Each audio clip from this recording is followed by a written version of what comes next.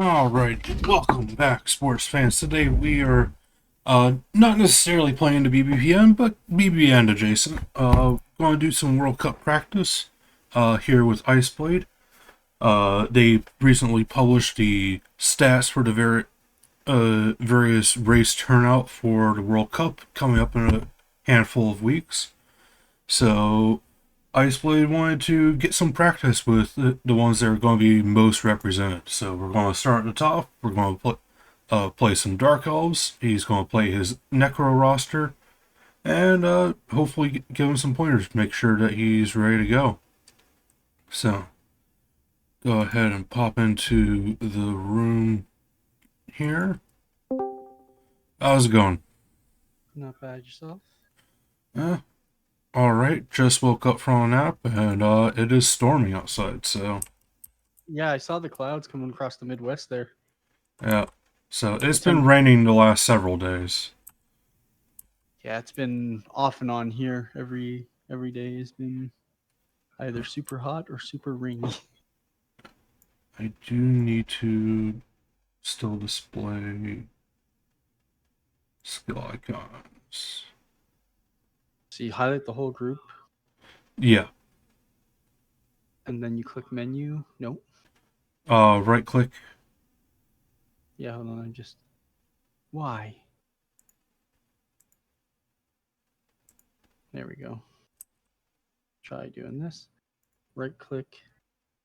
And then skill icons menu. Correct. And then everything or icons only? I put advancements only. Depends on what you want. Oh, okay. That makes sense. So, I mean, that's how I play Blood Bowl 2, so. Oh, well. Now it's just not like I did that. Let's try that again.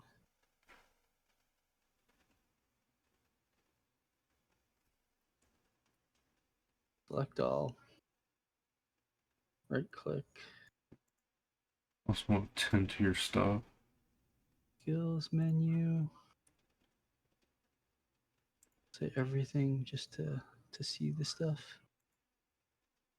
Oh, you know what? It's because the way they're facing, the angle is. That's why I couldn't see them. Gotcha. Okay. Yeah. Let's do this. Skills icon, advancements only. Say okay. And then skills icons. Advancements only. Yeah. Okay, how did you pivot the whole group together? Highlight and then use your Q and E. Well, Okay. sorry. No, sorry, I meant to pivot the Yeah. How did I do that? I thought that's how I did it. Was it a drag? Oh. That pivots my camera. Yeah. How did I just do that? I don't remember. That was weird. I don't know. You getting excited? It's no. probably less exciting for you. Because you play tournaments on the regular. Well, I mean, yeah, I play tournaments on the regular, but there's a level of excitement. There's a level of like, I don't have enough money yet. So, it is what it is. We'll get there. So, we'll show up, and if we need a hitchhike and steal our way or some buses, then we'll do that. So. Yep. So what of them if I become a criminal in Spain? So, but yeah. So I know there's a couple different builds that you'll come across for the Dark Elf roster. They actually have a decent amount of flexibility. Pretty much unanimously, you're going to see 4 dodge blitzers. Yeah, I figured that. I'm like, my tackle piece against the Dark Elf is probably going to be the most important piece. Yeah. So, yeah, you have a tackle and you have a wrestle. Both of them are going to be very important for that. As far as the witches go, there's some contention. I'm a huge fan of one wrestle, one block. Hmm. I know in the past that's definitely been the prevailing thing. I know House Blackfire is taking Dark Elves, and he said that he's going double block. So, Interesting. I mean, it's probably better because it's mostly bash to go double block. the big thing for him is that he is afraid of getting fouled out if he Mm. takes wrestle. So, which is a fair concern. I mean, the Witch Elf is definitely a Especially if he's juicy going target. against scum. Yeah. Well, let's say then there's no stopping it. It's going to happen. Yeah.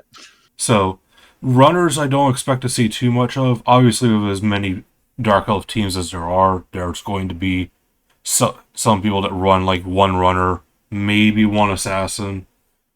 Um, if they do that, then uh, they'll still probably keep D6 and upgrade alignment for those. Because with their leftover gold, after you buy 11 players, oops, Yeah. you have some flexibility still. You can either invest into a bench with a lineman. You could pick up a third reroll. You could buy an apothecary. Um, and if you do Yeah. it, and if you do want either of those last two, then you have the money to upgrade a lineman into another position. So, Right. What's the likelihood of Dark Elf with Star Player? I can't remember her um, name. shoot. I don't know if any stars will be worthwhile because they're a tier one team. So you're Right, that's going giving for, up straight off the top, straight half their skills. yeah, you're giving up half your skills. They're also not a cheap team, which means you're also going to be giving up Any kind of yeah, inducement that you might get. well blitz. You're going to be giving up positions at that point. Hmm. So if say you go down to the minimum 11 players because you have to have 11 before taking a star. Um, so I was thinking that specifically Roxy. um yeah, Roxy's still what 220, something Yeah, like she's that. probably pricey. She's probably a little bit priced out. Yeah. So if you reduce a blitzer to a lineman, that's 50K each. You would probably have to drop two blitzers, and a reroll and the bench in order to bring Roxy. And Bringing then Roxy, Roxy is literally your team. yeah, yeah. So maybe you drop it. Maybe you drop some of the witch elves instead of the blitzers. Depends on what you're trying to go for there. I'd probably drop one of the Witch Elves to take Roxy. I'm trying to remember what I took because I played in what was that? They did a NAF style tournament, like three person team tournament on Blood Bowl 2. They were like trying it out, so it wasn't an official NAF tournament, but they Gotcha. like I want to say it was like called Water Bowl or something like that. I don't know. I don't remember. I remember playing in Water Bowl. That was a more standardized tournament. Then there wasn't Um, Water Bowl. yeah, Poncho. yeah. I think Poncho probably was would have organized it. yeah, it was organizing. So, um, yeah. I played Dark Elves in that, and I had Roxy. Maybe it was Water Bowl because yeah, Water Bowl's a lot of Roxy's, but that was mostly for Amazons because they had just announced that or showed in the rules that Amazons would not have access to her anymore. Mm. So there So were a everybody had to get their ton rocks of out. yeah, yeah, there were a ton of Amazons with Roxy at that tournament. Yeah, because that was the one where I was taking the piss and I went goblins no trolls, and got completely stomped. Not just by the matchups because I actually it had really good matchups for it. Hmm. Surprisingly, I play like nothing but AV7 teams with double chainsaws. The problem is that the dice just slammed me. So that was I think it was one of those games was the one where I rolled no pals for the whole game. Yeah. So it was I just one played of those. I played something stupid like Roxy with assassins for stabby stab. Oof. Let me tell you, that whole tournament, how many times stab worked? Yeah. Once when it didn't matter. I say stab's a hard one. I mean, it's nice to have actions that are never turnovers. Mm-hmm. Um, the problem is that you have no bonus, and the assassin itself has no other notable skills, especially Yeah, now. Like and shadowing's trash. Um, now it's just I stab. Oh, I didn't succeed. I guess my assassin is just dead next to me. yeah. Well, you position the assassin behind other players to basically punish a follow up. Mm-hmm. So if I have alignment, if I'm Right. setting up on the line, just pretend this witch elf is the assassin. You don't want to follow up after blocking these linemen because now I'm Because going you're to get gonna a get free stabbed. stab. So I get to open my turn with a free stab. yeah. So um, obviously the counterplay to that is to go through with it and then just blitz the goddamn assassin because it's a squishy target. But um, that's not always an option. Right. So, but we can go ahead and So get yeah, started. four blitzers, all dodge, Yeah, one rest, one block. Dark elves are tier one. yeah, they're tier one. Okay. So So no mighty blow. no, Probably never gonna see mighty blow in a dark elf team. yeah, I'm the thinking you're gonna problem. see a runner on a team. Yeah, that's what I was Like saying it's earlier. Is that like yeah, you might see that? Like I said, in order to bring the runner, how much is the runner nowadays? Is he 75 now? I think so. Sounds about right. If he's 75, that may cause problems. But runner, he's 80. He's worse. Oh, he's worse. So if you bring a runner, then that's rough because What do you have to give up from this to get a runner? yeah, So you how would much is a be witch? which is 110. You would have to drop one of your positions in order to bring the runner. Right. So you're either dropping a blitzer or a witch. Yeah. So Or how many rerolls do you have? this build has 2 rerolls. So, but Where do we put our? This is different than the. Oh, the one that Vort plays has a different thing. He uses a different table yeah. when I play Vort. I was like, because he has the you punching your fans and whatnot. Uh yeah, I use the lightweight one just cuz I know it's storming here and I don't want to cause a connection issue. Yeah, no So, problem. It just threw me off for a second. That's all. yeah. So, so yeah, in order to bring a runner, you're probably going to cut a position, probably one of the witch elves. Um, just because you can't really afford to go below 2 rerolls, and there's not enough skills that I brought the runner, I'll just take leader. No, that's not happening. Um, and I don't really know what the runner would bring enough to the table to warrant that. Yeah, I mean, dump you're giving off. up a lot. Yeah, dump off has some advantage still. It's still weird with how the Passing or works now. well, not just how passing works, but how dump off works. Because dump off, like foul appearance, triggers when the blitz is declared. Um, Right. So if you so declare blitz, I have dump off. you I'm like, would okay, I elect to use dump off. I got to make my pass attempt before you even move. right, and I don't know if there's enough players nowadays that are comfortable enough with their decision making when it comes to that.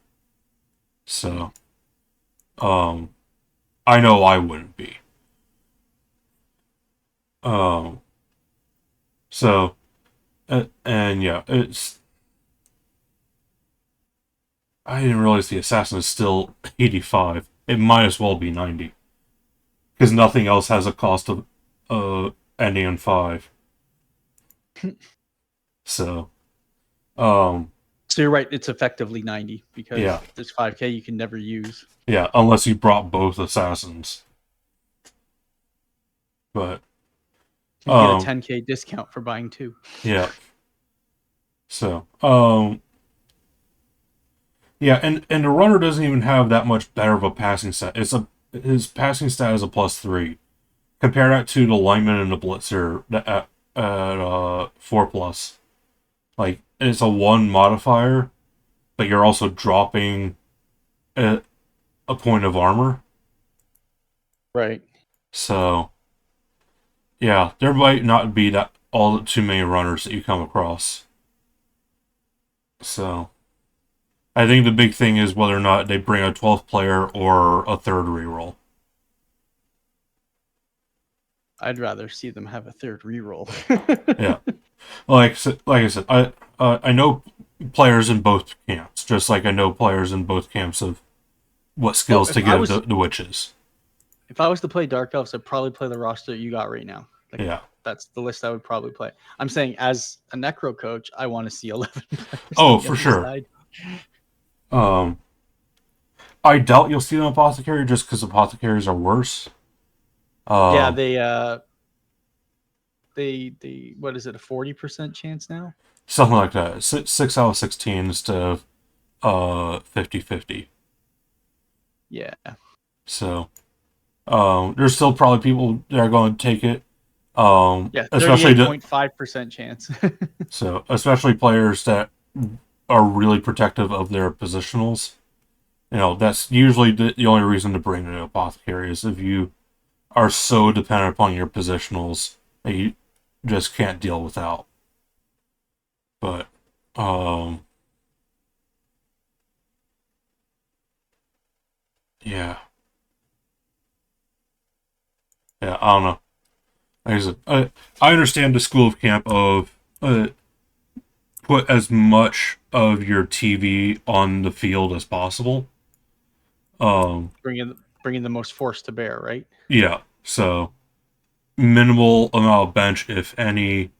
You know, all the positions you can field that can be justified, things of that nature. And there's some really good coaches that go by that. I've been playing this game long enough where I know that bad shit happens in Blood Bowl, and having a bench is invaluable. So, Yes. so, but all right. We can go ahead and get started here. So let me see if I remember fans first. Yep, go ahead. 5 and 1. All right, so you have the fame advantage. So, um, make sure I've got this all pulled up right and I don't give bad information.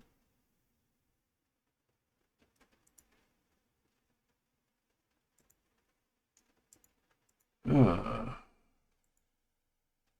Pretty like 90% sure that it's a D3. I thought it was a D3 as well. Yeah. Yeah, it's your fan plus D3, so I would have rolled a 3 and you rolled a 1. Yeah. So, all right. So yeah, from there we can go and roll weather. Uh, so go ahead. 2D6? Or just Uh, one each? Normally when you play at the table, each of you rolls a d6 and you add them together. Okay. As long as if it's 2d6 in total, that's all that Right. matters. All Lots of right, so we guys. got some weather. That should be a blizzard. So, That is -1 to GFIs, and you can only make up to a short pass. Right.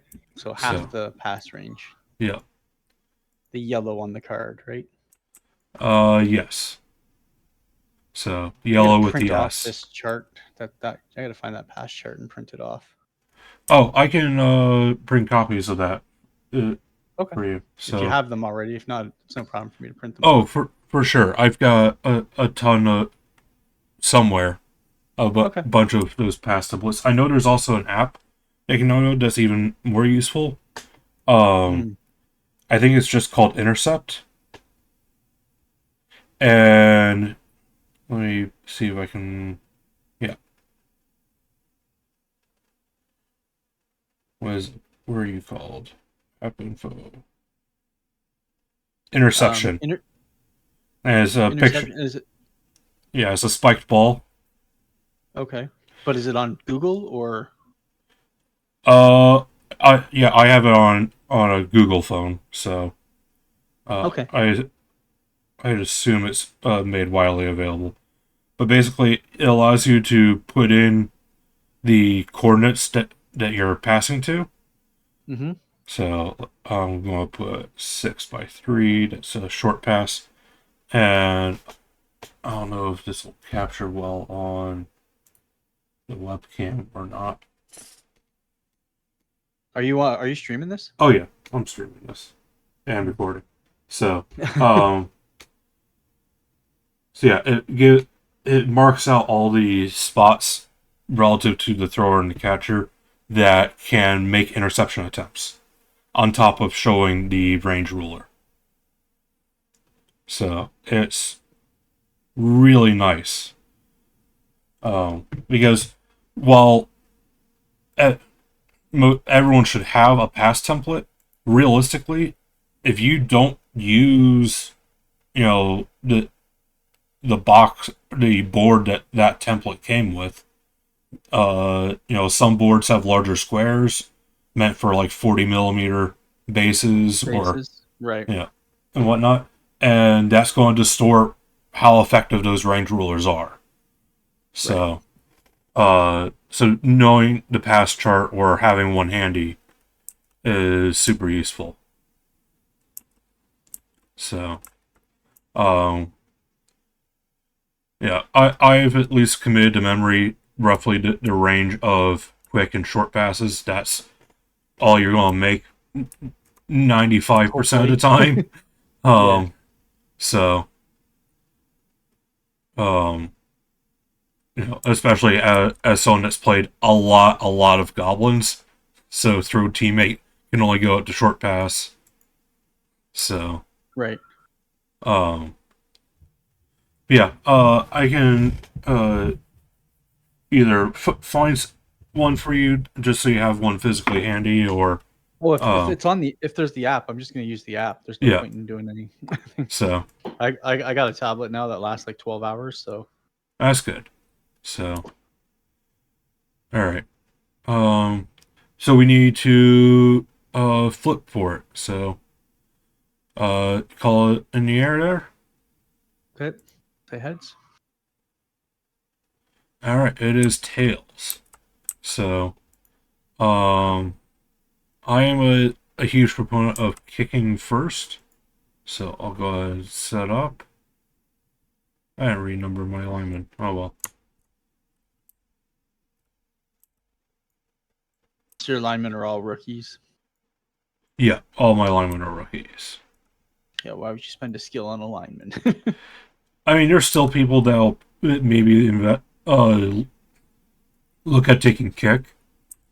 Yeah, So, I guess it's a player you'd put dirty player on if you were going to put dirty player on. um, I don't think elves take dirty player though. I don't know. Sneaky Git is still solid, especially since you're not going to have bribes. Mm-hmm. And everyone, all elves have general and agility access. So, um, yeah, I don't know.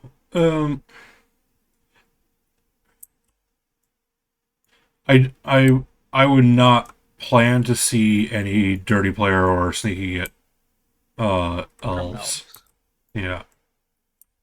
So not with so few skills available.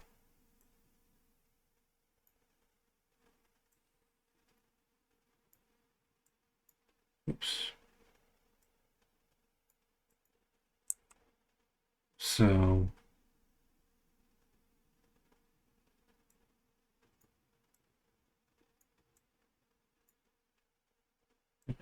let's do that instead.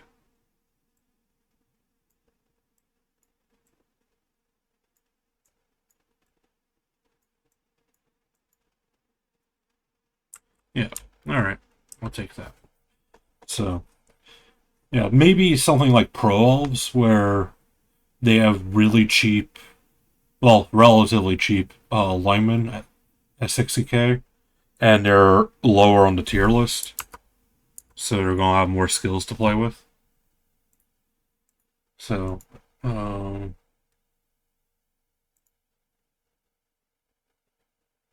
but we already saw that there's not a ton of those. Yeah, where did they end up? Oh, Prolos are still tier 2. Yeah, that Prolos and High Elves are tier 2. That's that that's not enough skills. 7 skills for teams that have like 2 block and that's it.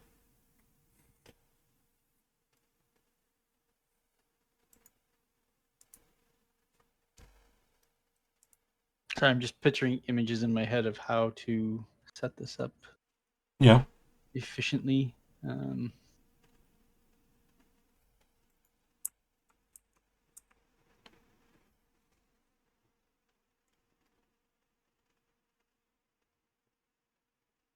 if something looks off, or just you want to understand my thinking, just ask away.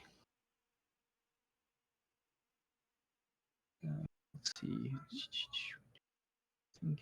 Well, I just want that there. Yeah. Your highest movement is 7. Your Okay. lineman moves 6. Witches, I forget. They're move 7 as well. There's 7. Yeah. Okay. All the Dark Elf positions now are movement 7 since they buffed up the assassin. Okay. So 6 on the line, 7 everywhere else. And I am 876 5. Yep. Oh, 4. Yeah. Sorry, not 5. I keep remembering zombies are only move 4. Yep. All your things that you're fine getting hit, move 4. Move 4, agility 2. Yeah. So I'm going with this setup because I get 2 blocks with the wolf, like 2 chances at lineman with the wolves, Yep. and then the golems get a chance too, Mm-hmm. barring my turn not ending. Right. Uh, then also hopefully that creates a hole which would allow me to blitz with my tackle piece one of your dodge Yeah. pieces. Um, Marking with hopefully a zombie that gets free from one of these blocks. But then I don't really want to rush my wrestle piece up to mark a blodge piece. Yeah. Ideally your tackle you hit and you retreat Yeah, that's the idea. behind a Blitz. zombie line. And then yeah, use your wrestle to equalize and try to keep a balance so you've got someone on either side of the board. Yeah, yeah, and then the whites are hanging back so they don't get locked down in case you get a defense. What's it called now? It's not perfect defense. It's uh, Yeah, I think it's still called perfect defense on the oh, is it? that allows me to reorganize. I thought they changed it from perfect to like improved or Oh, something because perfect defense you have to move everything, right? And they wanted to differentiate from moving everything. So solid defense. You're right. yeah, it's not perfect. It's solid. So against Dark Elves, how do you feel about this formation? I feel it's a little exposed. if you get the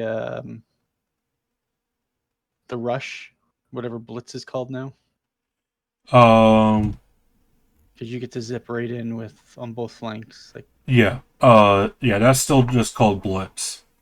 So, and that's but it's a D3+3, right. right? Yeah, pretty much So everything is D3+3 now. you're gonna get to move minimum of 4 elves, and those are the 4 elves that are positioned To to take flank. advantage Yeah. of that. So, Which is the one thing I'm kind of concerned with this setup against elves. But is it something you just accept, or do you go slightly wider? um, it's given that this is the beginning of the game, you can afford to leave those open. Take that risk. Yeah, take that risk. Um, yeah, because especially with as far back as I'm positioned, like, 1, 2, 3, 4, 5, 6, 7. So the furthest I'm getting is +2. somewhere. Yeah. Well, we're in a blizzard, but yeah, Oh, right, yeah, but even just a in game. regular game. Like I'm Yeah. getting back to there. It's not even halfway. It's possible I could recover, or get under a ball, depending upon So where it scatters. now, assuming that happens, just assume you rush 4 pieces Yeah, back here. My blocks have to significantly change. I have to now block with the golems on the dark elf linemen so that I can bring my wolves back to assist with the whites and the other ghoul I'm not on all sure that that. I necessarily agree with that. One, the wolves are already set up and have block, whereas your golems don't. Right. The last thing you want to do is start out with a 1 and 9 and really be End your behind the turn. eight ball. Yeah, Yeah, you're right. and It's just having something big in a way that at the very least need to dodge away from, let alone actually find a way to deal with, can be annoying. So, mm-hmm. because again, you do still have your wraiths and you do still have both your runners. Right. They're no slouches themselves. Yeah. So, yeah. Because if I'm getting as far back as there, there, and who else would I run back? I guess Probably not because the the way it's set witch. up, that blitzer doesn't he has to Two, round. three, You might have to four, dodge. 5, 6, 7 to That's there. cutting the dodge corner, right? Yeah, that's cutting one dodge. So, um, so, oops. So I do something like that, to kind of cut everything off. Um, And obviously, if the ball's in being kicked to a location, you can get yeah, under. You're doing that. yeah. Well, even if the ball is, why am I not pinging? There we are. Yeah. Even if the ball is in the back here, like I've now cut off one ghoul Oh no, that's what I'm saying. from That's everything else. So a deep kick is so bad here, but a shallow kick is pretty bad too in a blitz situation yeah. with this setup. So, But at least a deep but kick, I guarantee myself a chance at the ball.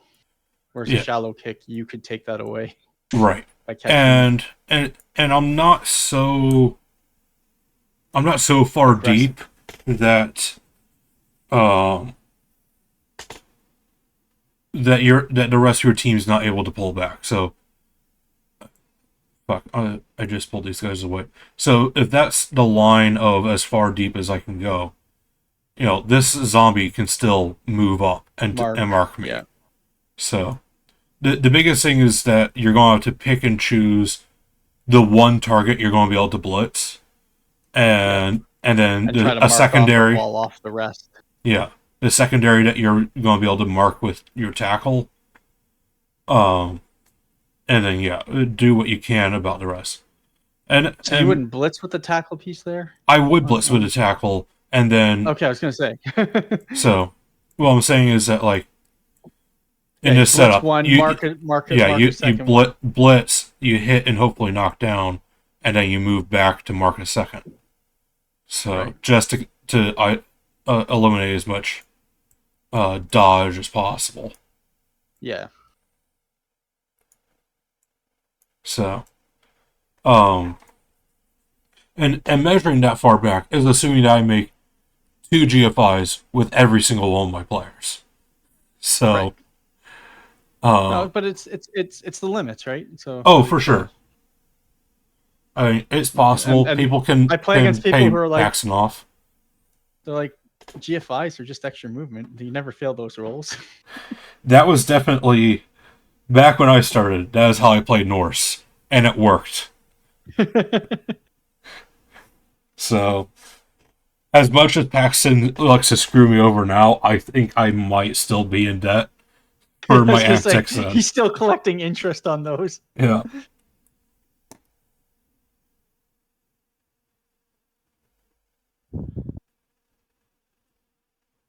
So, but I mean, if you're concerned about doing that, do, that setup, the easiest solution is to spread your golems out Yeah, and then and step then your move the whites whites up. forward. Yeah. Yeah. So, So realistically, I think against wood elves, I'd be more inclined to do that like this. yeah, and even then, you don't need all three of these zombies together. You can Yeah. afford to, Keep the tackle piece back right, and move a and put a zombie over. zombie. It's not Yeah. as line of symmetry there, but Yeah. that is a solution. So you have a guard on each side of the ball. You have your flush golems that are going to take some commitment to get through. So you still have your assist for your wolves right off the bat. So Yeah.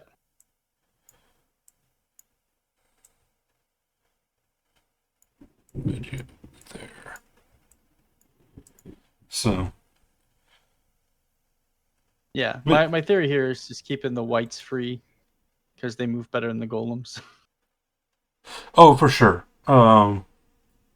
And if my turn does end prematurely, the golems, like you said, take more commitment to actually throw a block against. Yeah. I mean, you're still gonna throw the blocks. They don't have block. You're gonna try and take They those don't out. have block as an elf team in this situation. You just Um avoid them. yeah, you just avoid them.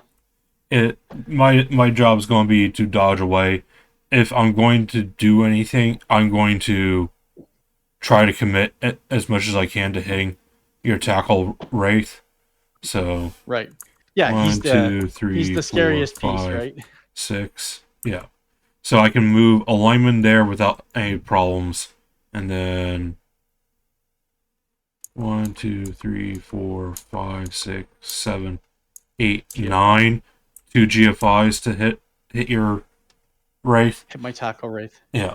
And the problem is that you have foul appearance, you have sidestep. Um Right. And he's so protected by the guard piece too. yeah. So So you can't just mark him and tuck in. right. That's what forces me to come around and do the GFIs in order to pull that off. So Yeah. So there's no dark elf team that's gonna take guard. I feel like guard is very strong. It's just guard where is do you put it? it And you're will giving up 2 skills for it, right? right because no elves have strength access. Um so yeah, Until they that's rework high elves. yeah. Um that is the big problem is not having strength access. That's why there there's no guard, there's no mighty blow, which are the two big strength skills. Right. Um honestly, the biggest thing to watch out for is if they ever republish fuck, what was his name? Um I am blanking on what Elijah's last name is. Not wood. Oh,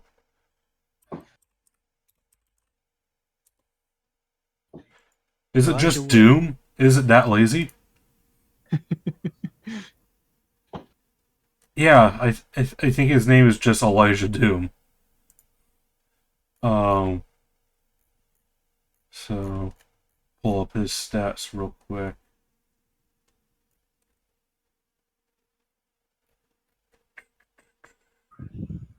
Yeah, Elijah Doom.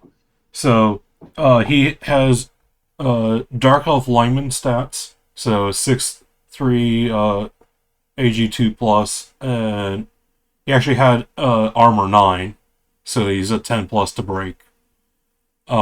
He came with Fend and Stand Firm, so he's a pain in the ass to push around.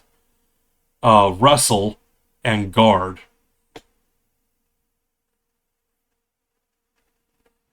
I I mean, that's a really nice piece. The wrestler, I feel. The Wrestle just means that he can throw reliable blocks, and if anything, still be a nuisance for blodgers. It's that stand firm guard fend Yeah, stand that's firm. massive. Yeah, with Fend armor, firm. with dwarf armor, Ooh, you know. And he was that's only gross. yeah, he was only 190K, and he played for Doctor. What? Yeah, he was cheap as fuck. Um, Did everybody just take him? um, I know I had someone on my squad last World Cup bring him. Um, so yeah, he was something. So to be able to hire someone that's relatively cheap, especially like even if you have to give up like a witch elf, like that's most of the costs there to bring Yeah, him. To have that guard witch was elf and a massive. line elf, and then Yeah, boom. there you go. So, yeah, I can only imagine what GW is going to do.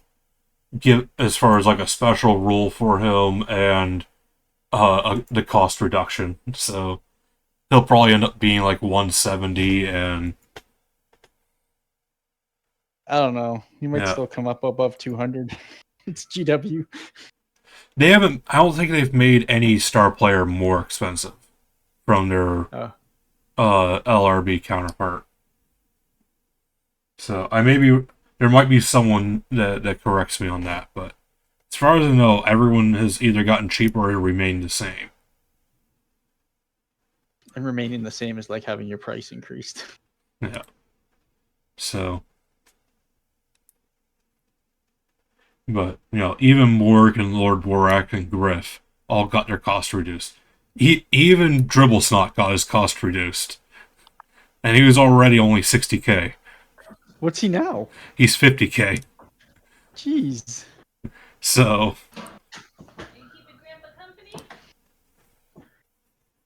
Like, wow. yeah. So That's almost like a no-brainer if you're playing a team that can take him. Like, what's a yeah. regular bomber?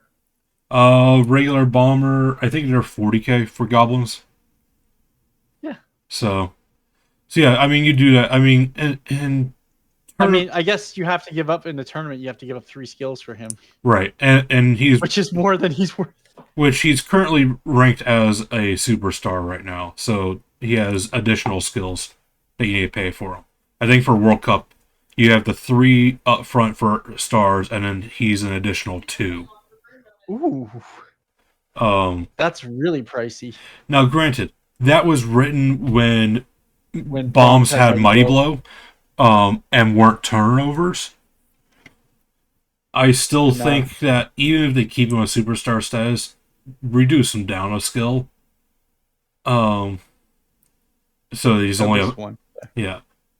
So he's only 4 skills to bring. He's still dirt cheap, and he still plays for more teams now, which is problematic. But Kaboom is still a really powerful ability. So his ability. So bombs now have a 50-50 shot at exploding when caught. Yeah, I remember Um, reading that. so Kaboom eliminates that role. Once per game, you can just auto detonate. Oh, so I catch it. There's no roll. It just exploded in your hands. Yeah. So We set the fuse just right. right. So having that on top That's of the fact, huge. yeah, and especially now that everyone sucks at passing or can't pass at all. There's a Right. lot of necro and undead teams. Zombies and flesh golems and mummies don't have pass stats. So you just throw a bomb at them. If they catch it, so what? They can't throw it. Yeah, you literally don't want to catch it. You want Yeah. it to scatter away from Yeah. you. I So mean, it only goes one square. You're still getting hit by it as the person who caught it. But if you throw it at a group of guys and it's in the middle, you want it to scatter to one side or the other. right. So I mean, bombers are still strong. They're just not the end all be all. Uh, again, even without the mighty blow, the fact that they weren't turnovers was the big thing for me. Right. It just You it could hit your own guy and it wouldn't turn you over right. unless he had the ball. Yeah. Especially when I was looking at dribbles not on Skaven, like the fact that I can throw that bomb and see what happened to then plan out the rest of my turn. What am I going to do with my gutter runners then? What blitzes Oh, right. do You I get have so much available? information. Yeah. So, You don't have to uh, worry about risk. right. So now that he's a loner piece that that can fail and turn over, bit bit more important to get some other things done first. But Yeah. so yeah, you'll still maybe see bombers show up on a handful of teams. Um, Obviously stunties don't give a fuck about skills. They're trapped in agility hell anyways. Um, Trying to think. I don't know that orcs would bring them. I think 5 skills is too much for orcs Oh to yeah, way too much justify for it. them to give up. That's So that's 5 mighty blows, right? so yeah, I think that would leave orcs with like 2 skills, and that's just not enough. That's like a guard and a tackle. So Yeah, that's all orcs naked. and yeah, What are they that's called? yeah. Brigands? Naked black orcs is not a fun time. It's like So Saurus. yeah, let's see. I don't know.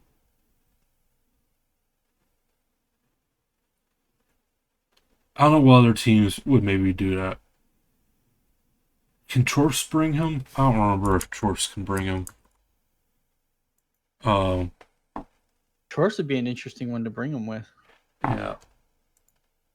because Star then you just put players. a ball handling skill on a Cobgob and a block on a Bolt, Um, or guard yeah. on a piece. Oh, Chorfs are tier 1. Okay. Oh, that's almost all their skills. That leaves them Yeah, with just that one skill. leaves you with 1 skill, and yeah, that's not great. Bomber's not reliable enough Yeah. to carry a team. Um, What tier is Nurgle? And Nurgle. can Nurgle take him? Probably not. I don't think Nurgle can take him, but let me pull him up. Dribble Snot, Balance Brawl, and Underworld Challenge. So he can play for Snotling, Underworld, Goblin, Skaven. Like I said, uh, there's enough Skaven coaches. There might be someone that still brought him. I wouldn't count on it. Goblins might take him. I don't think Snotlings have a reason to take him. I think the Snotling Bomber's just better. Oh, it's different? So the Snotling Bomber compared to the Goblin Bomber, obviously you have the basic things of movement and strength and armor, but the Snotling Bomber I think has a better pass stat at a 3+. Okay. Let me double check that.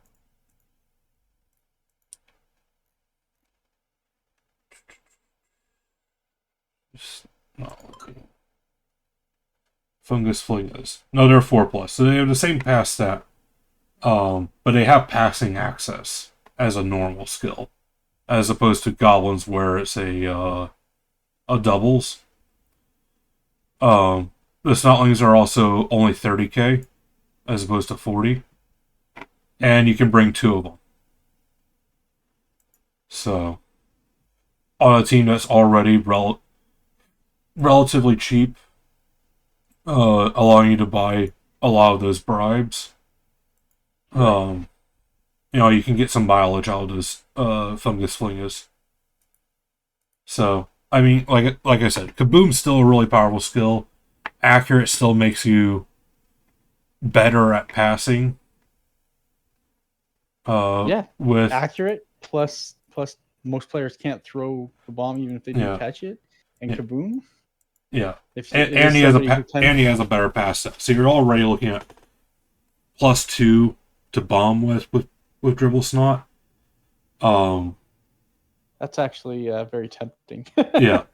So, like I said, the big thing is loner, and with it being a turnover now, as opposed Yeah. to for goblins and snotlings feeling your own, where you can use a reroll, or with Yeah. snotlings just invest and pass, because what else are you going to use your skills on? I mean, Giving snotlings block. yeah, let's say if you do that, then you can't bring any stars, and well, they can do that. They can definitely play without stars. Um, Wait, if you give them skills, they can't take stars? if you give them double skills, Oh, doubles. Okay. yeah. So, um, being able to have access to things like pass or accurate as a normal skill for those fling is pretty nice. Being able to use rerolls with because yeah, you in my opinion you go block on the trolls, and then well maybe not. It depends if I want stars or not. If I want stars, then the trolls are probably getting guard, Right. maybe Because you're taking brawler. more reliable big stars. Yeah. Um, if I'm not taking stars, I'm just investing into roster and other inducements, then uh the trolls can get block and the pump wagons get guard regardless. So the pump wagons, while they are really stupid, don't have loner, and they do have juggernaut. So Mm. and they're still secret weapons, so I don't want to invest a double skill on a secret weapon. But Yeah, because at max you're getting. I'm still fine investing something like guard. Another strength 5 piece with guard is still big. So, but so that's the stunties. Who else will he play with? Balance Brawl, Black Orcs, Ogres, Orcs, Chorf. So yeah, he does play for Chorf. Ogres might field him. That wouldn't be the worst thing in the world. Quick question. Yeah. If a bomb lands on the ball carrier, the ball carrier cannot catch the bomb because he's holding the ball. No, but you can catch the ball. As long as you don't have the skill no hands, you can catch a bomb. Doesn't matter if you have the Oh. ball or not. Oh, okay. So I was gonna say that's pretty good if they can't throw it, or well, if yeah, they can catch it and then they can't throw it, and you're like trying to bust a cage open. right. So and in the event that you throw a bomb and you also have the ball, and for whatever reason someone like it intercepts the bomb and throws it back at your ball carrier, obviously that's a turnover if he gets blown up by that. Which I guess now that with the rules change, that's going to be the case regardless, because you hit one of your own guys. But ignore I said anything.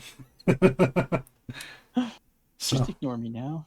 yeah, um, yeah. Blackworks 5 skills is a lot to go up on Blackworks. Um, I think 5 skills is a lot to give. Like you're really asking a lot for 5 skills. yeah. So And yeah, I maybe before the rules were changed, like you said, I would consider him. Even then, yeah. Like I said, if he was 4 skills, I would definitely consider it more. Um, something like Blackworks could maybe make do with having 3 skills remaining. Um, or no, they would have 4 skills remaining if they reduced Dribble Snot down uh to Star Player +1. But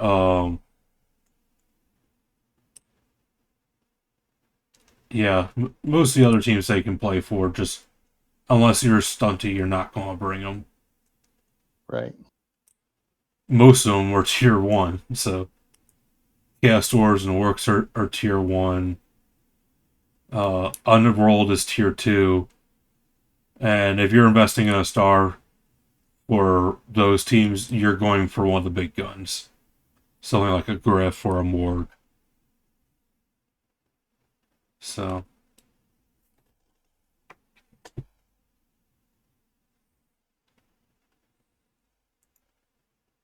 but I don't know. But we should get Get started. this going, yeah. Um, wow, it's almost been an hour. We haven't even started a fucking game. Um, Hey, but good stuff. I oh, learned a lot already. so, so I need to kick this ball. There you are. So, center square. Um, And being back 1 off center square for my ball carrier, being move 7, I can get everywhere, but I just don't want to be stuck on the back line. that's Like to come. that's my train of thought is if you put yourself directly under where you know the ball is going to be aimed, the ball will never be kicked at land on top of you Right. because it's going to scatter at least 1 square. That's the 1 square it's not going to. Yeah. So, when in doubt, position back. You can, especially with something like movement 7, you can always move forward. You have enough movement they can reach most of the end zone while still having a square of movement left to get off the edge, so you're not in Yes. surf danger. So,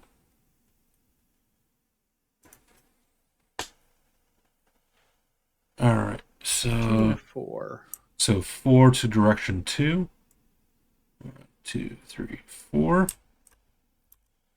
And 3 scatters. what? Is it 3 scatters? No. That's if you roll the if you roll weather on the kickoff result and you get nice weather.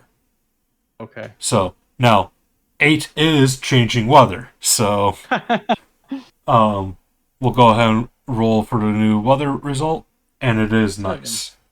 So let's go ahead, put that back to 3. And now, yeah, we need to scatter it because we got the nice result. Gonna go to 6. To the 5.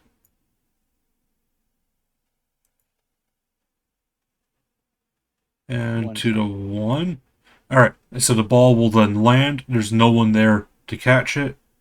And so it will bounce once to the 7. And the bounce is from. The bounce is from the ball landing with no one to catch it. So, okay. And during kickoff, or like a throw-in, I think Vort and I or were just a doing pass. the 3 scatters, and that's it. We were Yeah. doing the bounce. So, yeah, the 3 scatters is before the ball is while the ball is in the air. So there's So if There's no like catch attempt. It's just there's no catch scattering. attempt. It's just scattering in the air. Then the ball hits the ground. Or if there's a player under there, then they don't get the catch attempt. So if they fail that catch or the ball hits the ground, it will bounce once. Okay. So, but your turn one. All right. Move the marker. 1, 2, 3. So I'm gonna get 4 movement. I'm just kind of trying to figure out where I can end up with the ball, so I can Oh, for sure. know where I'm going to put the wrestle ghoul. So I can go 4 after I pick up the ball, and I kind of want to stay center. So that puts me right behind where the wrestle ghoul currently is. Yeah. So I don't need to move the wrestle ghoul because nothing you can do to reach that ball this turn.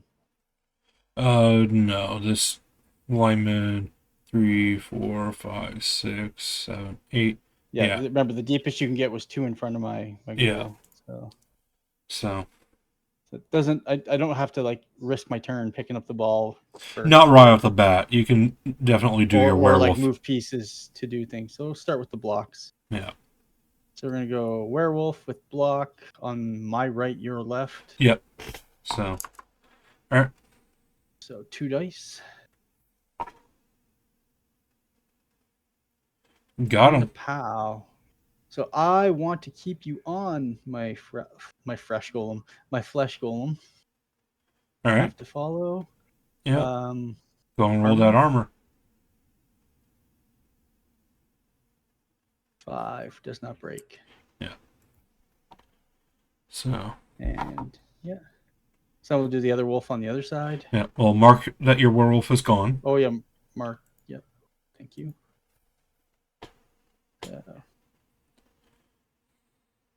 There you Another go. pow.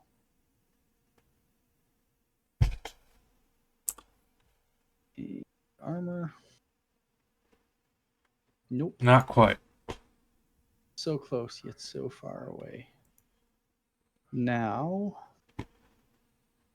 we'll take zombie number 10 and block the line elf there. Okay.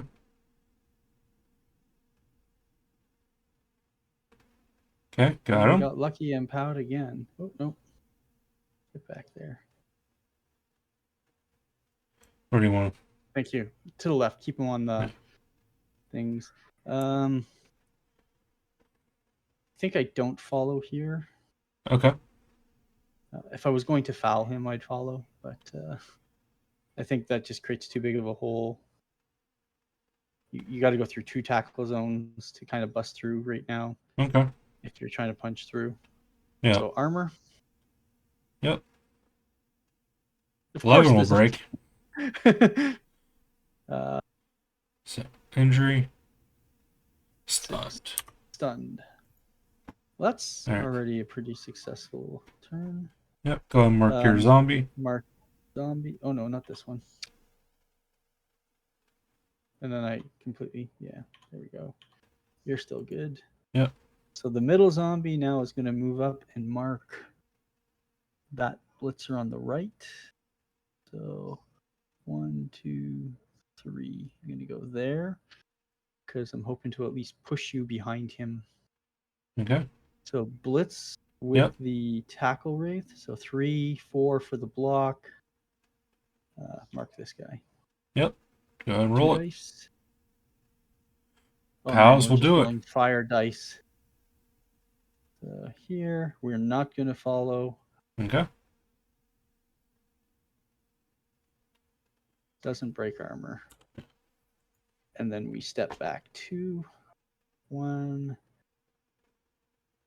I don't think I torn here if I want to hug the golem or not. I think I just want to be more central, more options. Yeah. I think just not putting yourself Not where basing. not basing the elf, not unless you're going to foul him this turn. Yeah. So I think now we go ahead and pick up the ball. okay. So 1, 2, 3. All right, go and roll that. 1d6, 3 Yep. plus. Sure hands. Sure hands. And it's hung. All right. And it scatters. 2 to To a 1. 1. Yep. All right. And that ends my turn. Yep. So. All righty. So turn ordering, do you think that was the right time to go pick up the ball? Yeah, I think that was a perfectly fine thing to do.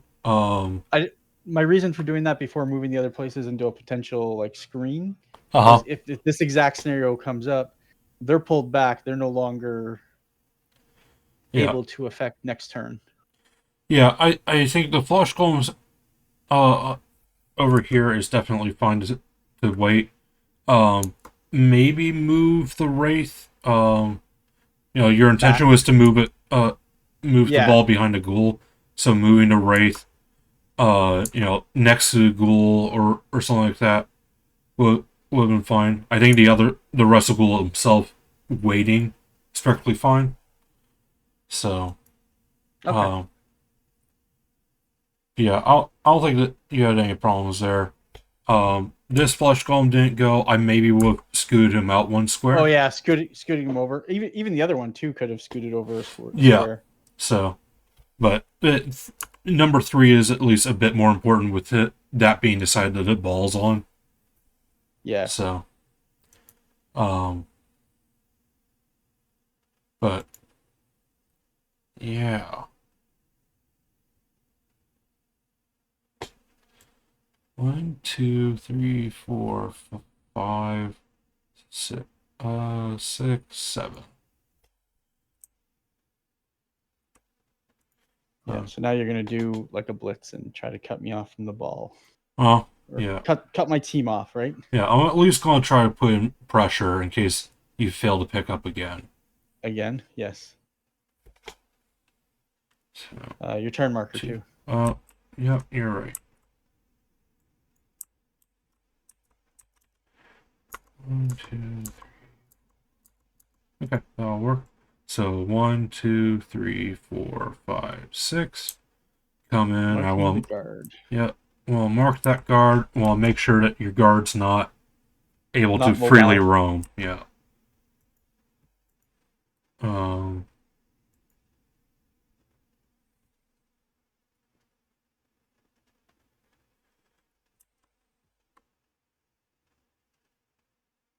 Hmm. I think this lineman's fine to go ahead and stand up and be done. Let's go move you. 1, 2, 3, 4, 5, 6, 7. Start coming in on that side.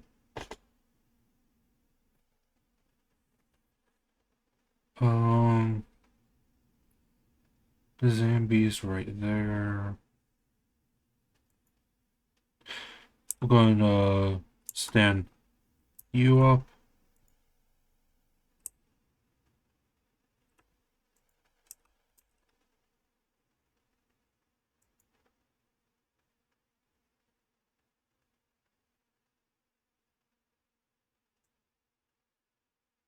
Go ahead and move the lineman there. 1, 2, 3, 4, 5, 6, 7. 7. Gotta come in there. Because gotta be wary of your werewolves. Um,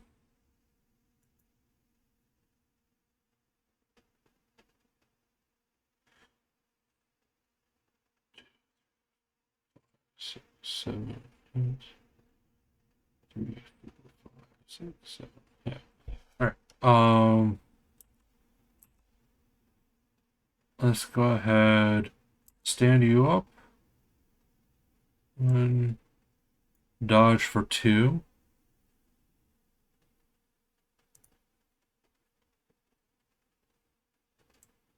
3, 4.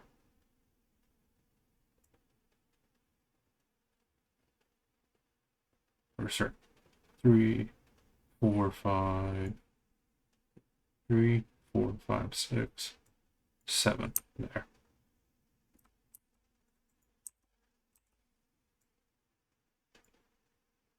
One, two, three.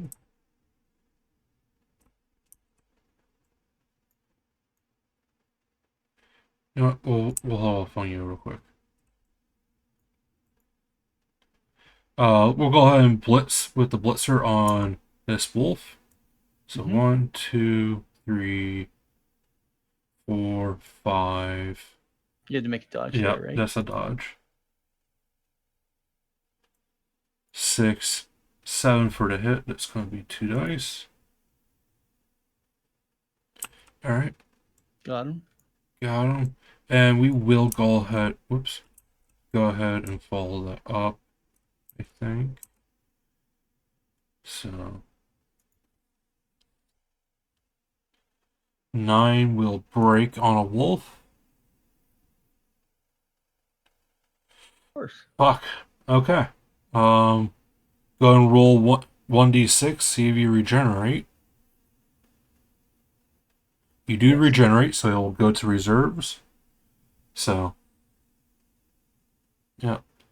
Good hit. In a tournament, make sure that you still mark down that a casualty was caused from a block, because those will matter for tiebreakers and whatnot. So, all right. Well, that went over well. Yeah. Now I can go ahead and move the witch elf here. She won't be in the way. And Now I'm in a real bad spot. well, you're not in a bad spot. You're definitely that hurt, and you have some pressure coming in. Well, I have to protect the ball, and also I'm now down a piece, right? Yeah. So, like I always see, when you're on offense, you're taking out at least 3 pieces that you can apply pressure with, because you got the ball carrier and then at least 2 front guards. Yeah. So I see that as being partially down 3 men. Oh, for sure. And then now I'm down a 4th because of the removal. Yeah. That's just how I think about it. I don't know if that's correct thinking or not. There's definitely something to be said for it, at least in the line of thinking of that your ball carrier is out of it. So that is one of the things that like I try to do in League whenever I play Chaos. Like, one of the big things of why I like putting guard on my ball carrier on that team is so that I'm now not really down that player. I can use him still to assist the rest of the team and help clear a path. It's a bit riskier, sure, because you're then relying that you're getting good blocks off of that. But you do what you can when you have a team that doesn't start with any skills. So, yeah. So go ahead and put your turn marker there. Yep. Come on. Thank you. Guess I got some serious latency today. Yeah. All right. So now my thinking is here. If I'm going to 1 and 9 the pickup, my blocks with block are safer than trying to pick up the ball. Yes. So I should take those actions, because if I double skull the blocks with block, I'm failing to pick up the ball anyway, right? Right. 1-1. And you can use a team reroll at that point as well. Right. So you're rolling 4 dice versus 2. Right. So we're gonna start with the Wraith on the Blitzer, because I have guard. Yep. So it's still a 2 die. Yep. The tackle Wraith, sorry. Their advantage wanes. Prove your worth to me. Got him. It's only got 1 place to go. Yep. I don't think I follow again, because I really need to help out. Yeah. I would not follow in that. That blitzer followed up on his block purely to make sure that you weren't going anywhere. Yeah, no, I get that. That's like So I got to eat the tackle piece yeah, because I don't want the tackle piece hitting my stronger positioned pieces. Okay, so then the wolf on the yeah. the only wolf Well, go ahead and hitting. mark your wraith real quick. Oh, yep, sorry. Yep. So wolf hitting the line elf. Okay. Push. Push.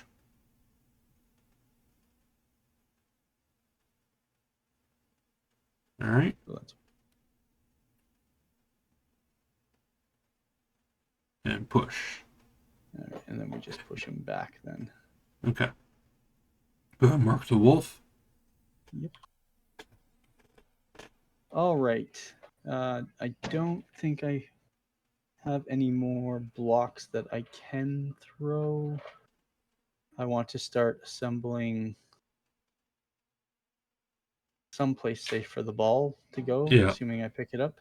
So I'm gonna take this golem and I'm gonna go 1, 2, 3, 4. And I'm Solid. going there because I believe 1, 2, 3, 4, 5, 6. Yeah, so my 7th movement is just in front of the current ghoul if Yeah. after picking up the ball. So Yep. that forms like a back corner and it's a golem, so you're not pushing them in. Nope. And I have the zombie already up on the top right and the other zombie, and then this ghoul just has to step over. Yep. Makes perfect sense to me. So go ahead and mark your So, golem. yep. Where'd he go? There he is. And now we go pick up the ball. Okay. So 1, roll a d6. Cry when it's a 2. Okay. All right. You got the ball. What state is the ball for? Is that 5? Nope. 4. Oops. So we know where he's going right here. Yeah. We counted it out already. Yep. Go ahead and mark him done. Then we do this. Mark him done. Yeah. So now you have at least the corners of the cage assembled. Right. I You still know, have a blitz. you do still have a blitz. And So I think, there's a couple things you could do with that.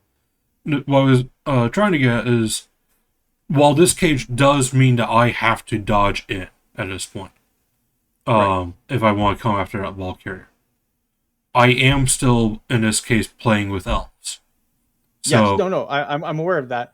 My thinking here was to let me just see 1, 2, 1, 2, 3, 4. No. So my thinking here is the white on the guard white uh-huh. throws a 1 die blitz and looking for a pusher better, right? Okay. And then move in beside the ball carrier in the empty square in front of him. Okay. So that Bit of a riskier play. it Was is to, I think the golem can't quite get there he can do that. after throwing the block. It's a GFI, right? No, he has exactly enough movement to get there. He's moving 4. Yeah. Throw the So block is 1, one, and then 2, 2, 3, 4. 3. Yeah, it's 1 more square to get in front. Oh, to get in front, sure, but if you wanted to reinforce the corner, that would do it. Oh yeah. So, yeah, okay. So I see what you're trying to do with your guards. Gotcha. Yeah.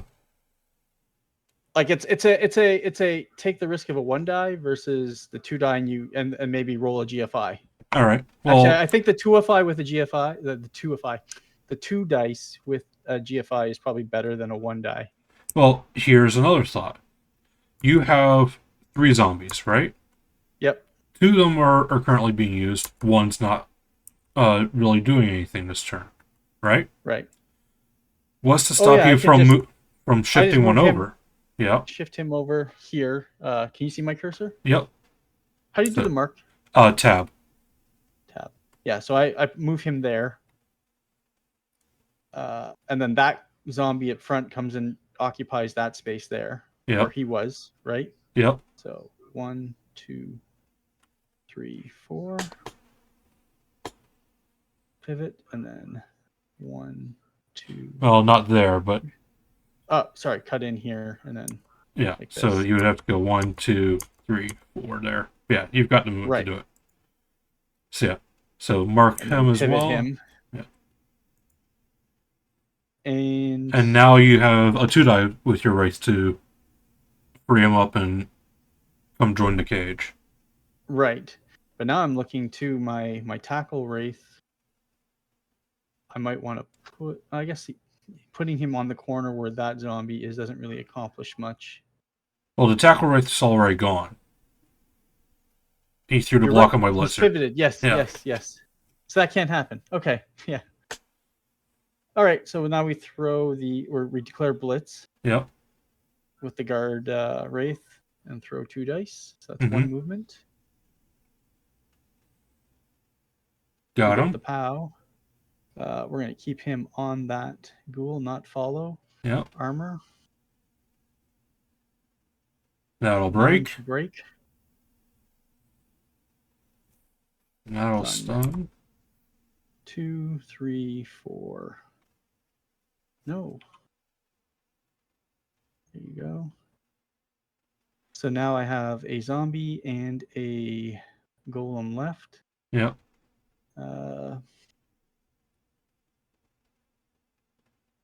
I guess you just you throw the block against from the golem. There's not really a big reason not to. It's 2 dice. It's no block on no block. Yeah. You know, the worst case scenario, you end up flying your ass and it slows you down next turn. But it's Yeah. not like he's guarding an important area right now. So,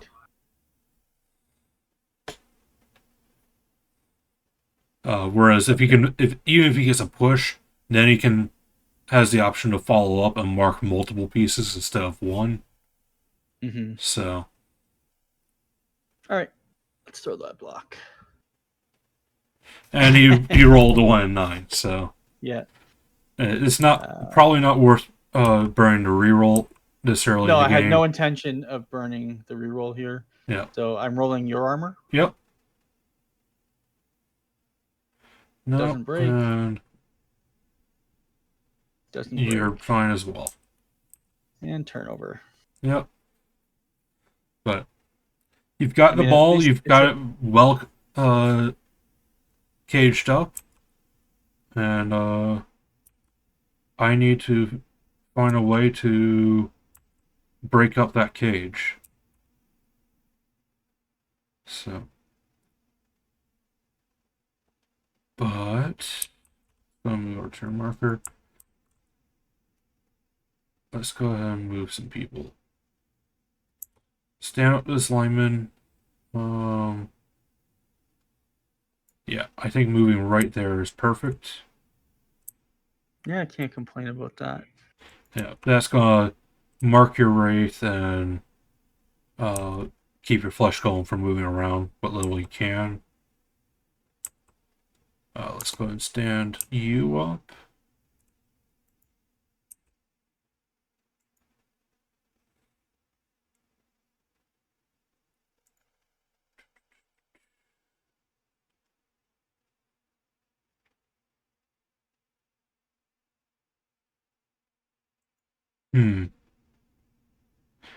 I had a thought, and it's not a smart thought. It's a scum thought. Oh. First off, I need to make sure. No, I am facing my players the right way. I just didn't have you facing the right way.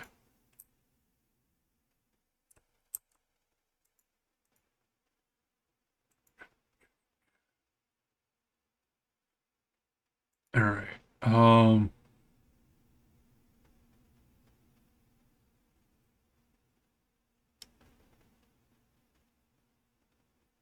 Okay, let's go ahead. Move this blitzer here. I think that's fine. And let's get the important thing done. Witch Elf number 5 is going to blitz Wolf number 2. So, Yep. 1, I figured 2, that. 3, 4. Of course we get the PAL, because I'm never allowed to surf anything ever. Yeah, I was looking at that after. I'm like, he's definitely vulnerable to being surfed. So he's Yeah. just 2. So, 1, 2, 3, 4, 5, 6, 7. Move on back there. Go ahead and step this lineman over. Alright. Are we going to scum it up? We might scum it up. Now move this blitzer here.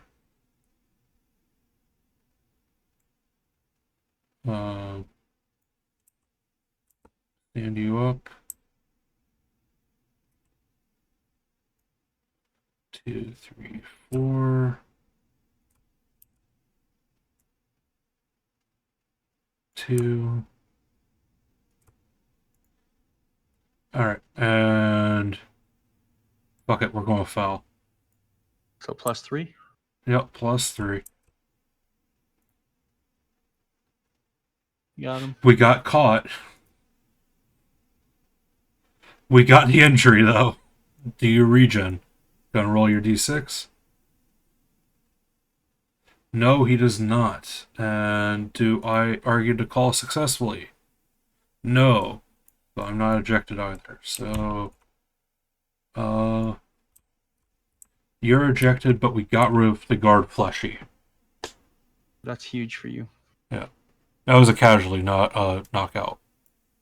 Oh, sorry. Yeah. And So, then my turn. yeah, that is a turnover. That is your turn. All right. He rolls Now the over. numbers are getting even worse. Yeah. Lost the golem. And that was basically what I was looking at. Is I have a bench, I have a player advantage right now, and that's a pretty big piece if I can get rid of it. So, without sacrificing too much in overall field position. Okay, I just got to think here for a minute how I'm going to.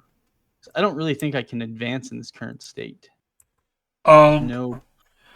Like I if I want to advance, I have to blitz that blitzer.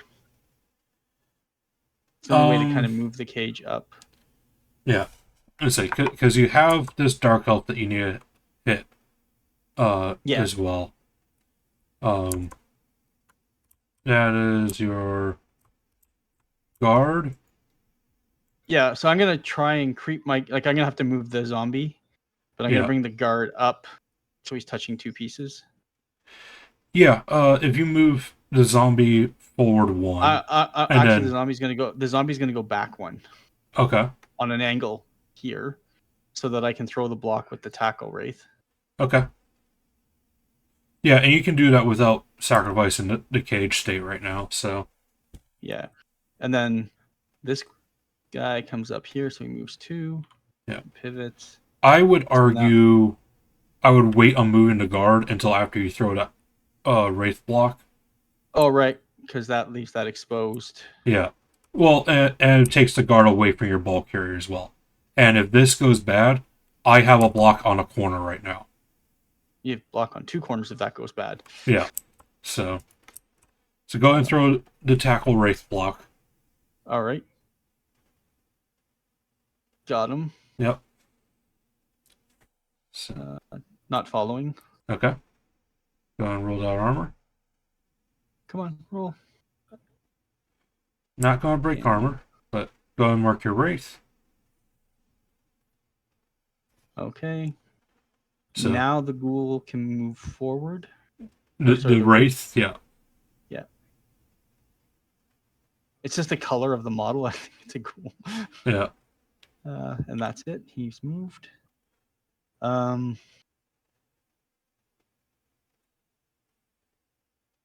Thinking here.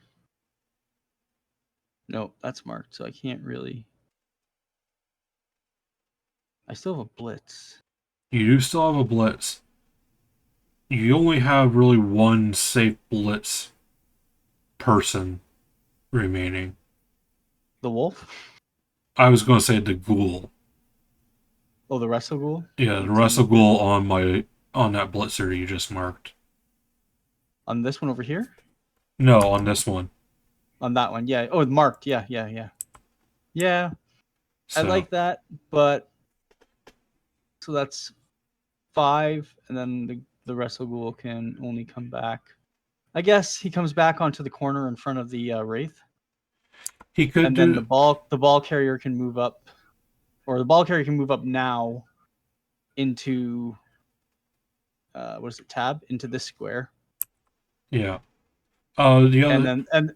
then the golem comes up and closes up the backside. Yeah. So So I think you do that first. You move the ball first, right? okay. 1, 2, and then pivot because he's done, and then 1, 2 because he's done. Okay. If And then if you're going to do it blitz. in that order, you need to throw the block with a zombie now, because otherwise you're looking at a dodge. Right, but isn't the wrestle blitz better? Oh wait, look. He has to Oh dodge god, to yeah, get yeah, there yeah, now. yeah. You're right. Okay, so yeah, now I have to throw that. Okay.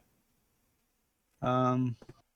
So Yeah, I think I had to do that just to protect the ball. Like, I think it's no, that better makes protected sense. in the fail state. Yeah.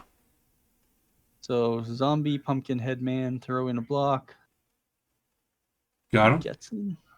I guess I want to keep you on guard. Yeah. And Keeping I you think next I to the do want guard to helps. follow Okay. That's fine. because I do need to push forward. Yep. Right. Go and roll. Roll armor. 7, not gonna break my No. armor. So. Yep. And then now And you've then got the blitz. right. So 1, 2, 3, 4, 5 for the block. Yep. We get Got him. him. Yep. Guess we just keep pushing that way. Okay. Go and roll that armor. And yeah, armor. We're not following, really. Okay. Stupid armor. Can't break it. Yeah. And then he occupies this space to finish his movement. Yep. And that leaves a zombie and a werewolf. Yeah. That zombie is. Oh, 1 second. My daughter's here. For goodness. Okay.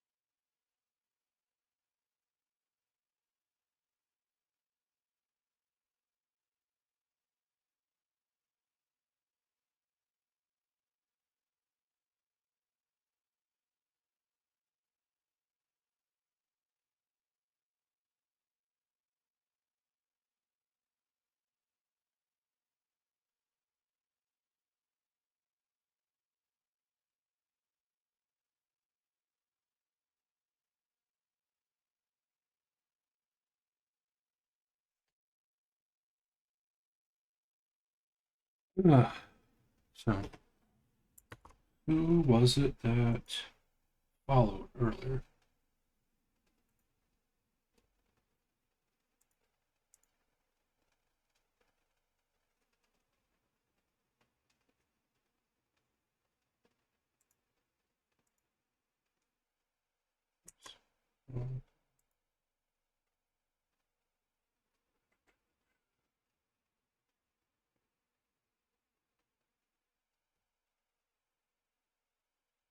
How do I show?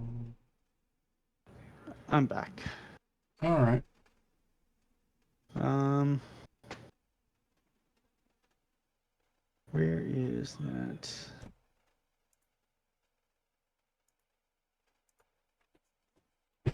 You're not pushing in that corner. Of glory. Thank you. I'm just thinking where this zombie lineman can go. Yeah. Like I was thinking of supporting the fleshy, but there's not really a reason to support the fleshy. No. Um, Well, it can kind so of screen it off so you can't stack on it and get the hit. right. I guess that if the zombie can't do much this turn, what is it that you would maybe plan for it to be able to do your next turn then? Right. So So like I'm getting really boxed in here, so I need pieces inside to kind of create space outside. yeah. Right. So especially with a slower team like Necro, it's a team that does better to push out as opposed to have other options. Punch. Right. So Yeah. So I'm thinking, I guess I come and put him beside the golem. you could put him beside the golem. That would definitely uh, make him free A little bit because of lateral space. yeah, it keeps him free unless I really commit in there. The other thing is you could just move him here and at least mark the blitzer. You know, that may potentially give me a free block, but it means that the blitzer's not moving anywhere. Right. And you're It's committing kind of another piece yeah. So to throw a 2-die. because you do see that I have this down lineman, he's not going to be able Yeah. to move far himself either. So Yeah. I basically outmove him by 1 right now. yeah. So Yeah. I, I I like I putting him think if I beside were, the. I think putting him next to the golem is the move I would do. Yeah. So and then And you've then the got next, the wolf. the wolf. Yeah. I think I want to bring the wolf down around behind your line. Okay. I just got to figure out how far I can go. 1, 2, 3. So that's 6, 7, 8. Yeah. If I had that, or 8 and mark the witch.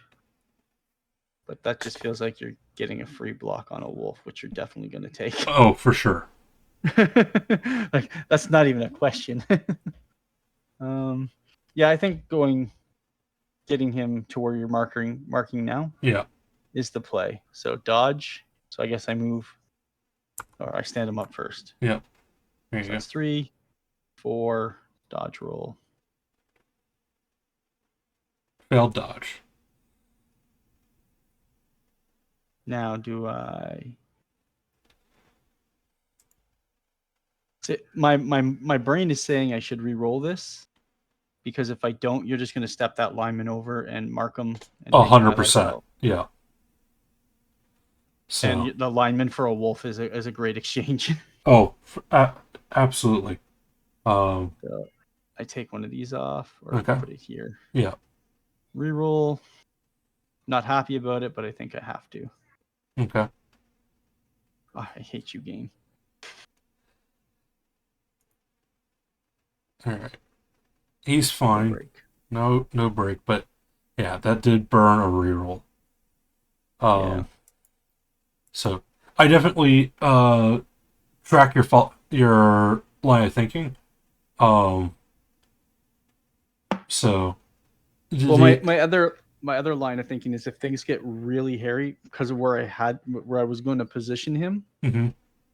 it's a handoff to a touchdown there, right? Oh, for sure. Yeah, that gives you a scoring threat die you then have to deal with. Right. And while there's something to be said of that, the problem I have is that that's the obvious blitz already. So is failing the dodge any different from the obvious blitz? I mean, yeah, I get my blitz action still as a result, but you're going to end up on the ground no matter what at that point. Yeah, So but it takes your blitz action outside away from my cage, yeah, so and then it allows me to push off next turn, right, push out.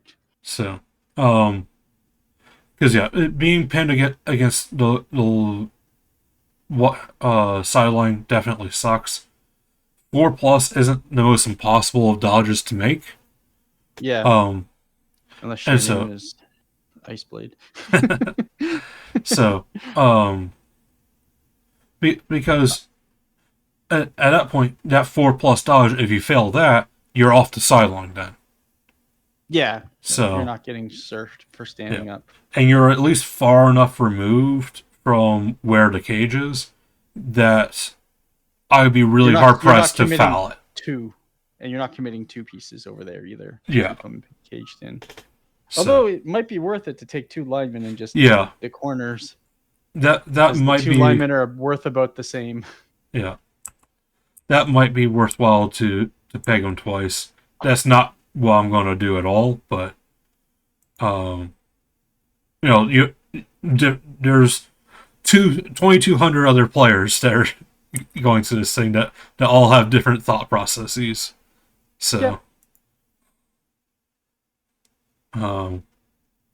yeah. So we will go ahead and start with our basic moves. Go ahead and move you there. Go ahead and stand you up.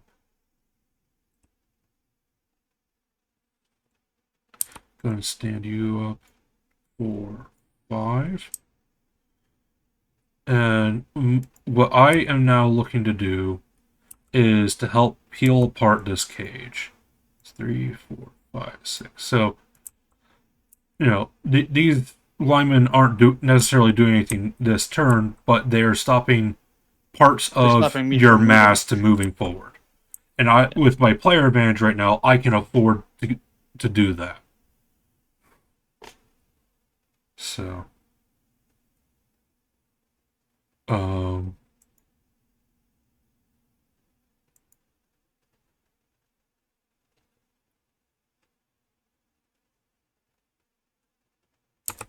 three, 4, 5.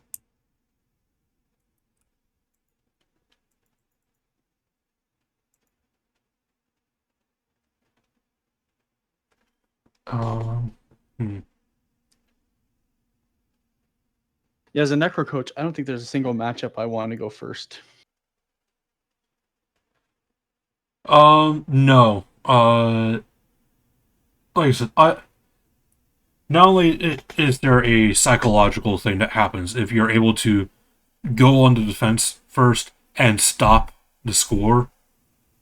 Going to the second half 0-0 could be massive psychologically. Yeah. The other thing, at least for me, I'm super confident in my ability to score. I can, even if it means that I have to score in 2 and give my opponent 7 turns to run it back. Like, I can do that if I need to. Yeah. So even when I'm down pieces, and that's the big thing, is what are you more comfortable with doing with knowing that there's a possibility going to the second half that you don't have a player advantage, that you're at a deficit. And I find it's much easier to play offensively down players than defensively down players. So, as an elf, I definitely agree. Yeah. Well, even with like Necro, it's going to be harder for you to now mount up a defense, losing one of your flush columns.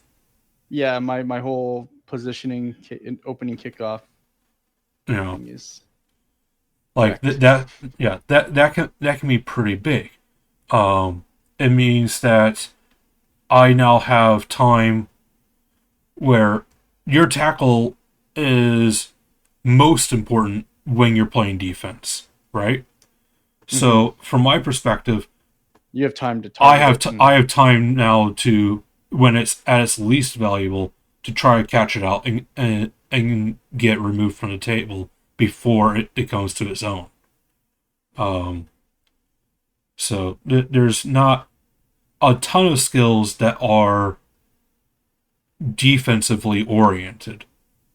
So the big ones are going to be things like stand firm or sidestep. Right. So wrestle maybe, or sorry, I said defensive oriented. They're going to be offensive oriented. So sure hands would be the big one. Yeah. You're not going to see on the ball outside of lizard men. So you'll see a ton of blodge, but blodge is good on both sides of the ball. So those are just some of the things, and like I said, having information. There's a huge element of Blood Bowl that I found that just having information before making your next movement can be critical. So.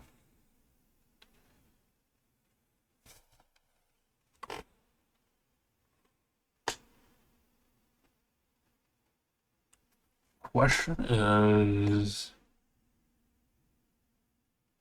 is that worthwhile? I'm looking at blitzing your Russell Ghoul right now. And the problem is that I can blitz him with a blitzer, no problem right now. As a straight 2-die block, I get one shot at it.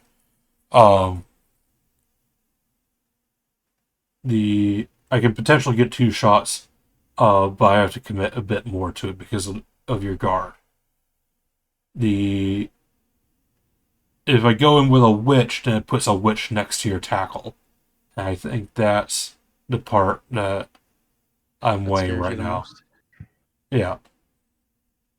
So I think we're going to go ahead and just go with the blitzer. So what we're going to do is we're going to move this blitzer 1, 2, 3, 4, 5 to there. Mm-hmm. And then 1, 2, 3, 4, 5, 6, 7 for the hit. That sounds right. So yeah, this blitzer is going to blitz your ghoul. 1, 2, 3, 4, 5, 6, 7 for the hit. You have your guard assist, but I've got 2 assists to meet that. We're going to take the push. So we're going to push you there. I'm not going to follow. That allows this blitzer to now throw a block as a follow-up. That's a push. Yeah. So that was a question I was going to ask you, actually. Yeah. Not having to do with the play, but the build for the Dark Elves. Okay. I would honestly, I think, sacrifice 1 dodge for a tackle blitzer. And I find that interesting too. Because I've not seen 1 tackle. Well, I shouldn't say that. I've seen a couple people that will take 1 tackle.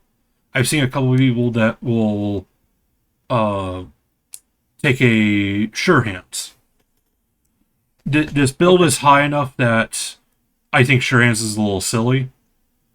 At this point, sure hands is nice because it will block strip ball. You're just taking, but then you don't have dodge, so yeah, dodge is better in that case, and your ball carrier for an elf. Yeah, and while tackle can be useful, the biggest thing is that tackle is useful against other dodgy teams. You Yeah. already, as Dark Elves, have the agility and the speed to keep up with those teams, and if need be, make it a scoring match. Um, on top of that, they are, with their armor 8 and superior block numbers out the gate, more robust or better equipped to go toe to toe and to try to bully an opposing bash team. Yeah. I'm just So looking at it from the perspective of, sure, I have one less dodge. uh-huh. I'm still dodging out of most situations on a 2+. Right. So it's a 1 in 6 instead of a 1 in 36. But what I'm gaining from that is something to clog up any dodge team that's trying to run through. You put tackle zones, makes things more challenging for them. Yeah. And if I need to throw a hit, I guess you have your wrestle piece for throwing a hit against a blodger. Yeah, and that's part of the reason why I take a wrestle piece is so I have that. There's also that the saying that frenzy is just a poor man's tackle. Yeah. So there are those trains of thought. Like I said, there's definitely, in a more traditional sense, a desire to have that tool at your disposal, that tackle. But the flip side to that, like I said, is you have enough other legs up against a Skaven or a Wood Elf team to not necessarily feel like that you need it. On Right. top of the fact that there's still the other half of the spectrum where tackle's going to do Useless. nothing. Yep. Yeah. So, and in general, in tournament play, that's why I don't like taking tackle. Unless the meta severely shifts. Yeah. Unless I'm playing a team that like really feels like it needs it. Like if I'm playing Norse, where I'm not going to take Russell. Why the fuck would I take Russell on a Norse team? Like you got to take tackle at that point. But Necro. I think having one tackle piece is perfectly fine because ghouls are still squishy, even if you've got one with Russell. Against certain teams that they might still curb stomp that as soon as you use your Russell. So, Yeah. Wrestle bad against goblins. So, yeah, that's what it just comes down to is 6 blodgers is a lot for people to deal with.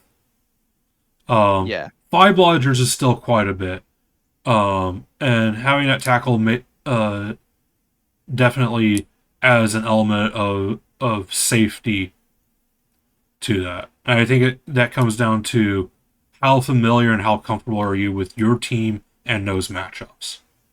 Right. So, especially now looking, and I don't know how much the Europeans knew what to expect out of these race statistics. I know it was definitely a huge shock for us on this side of the pond. To just see, like, we knew Wood Elves were going to be picked less. I did not expect them to be behind Corn.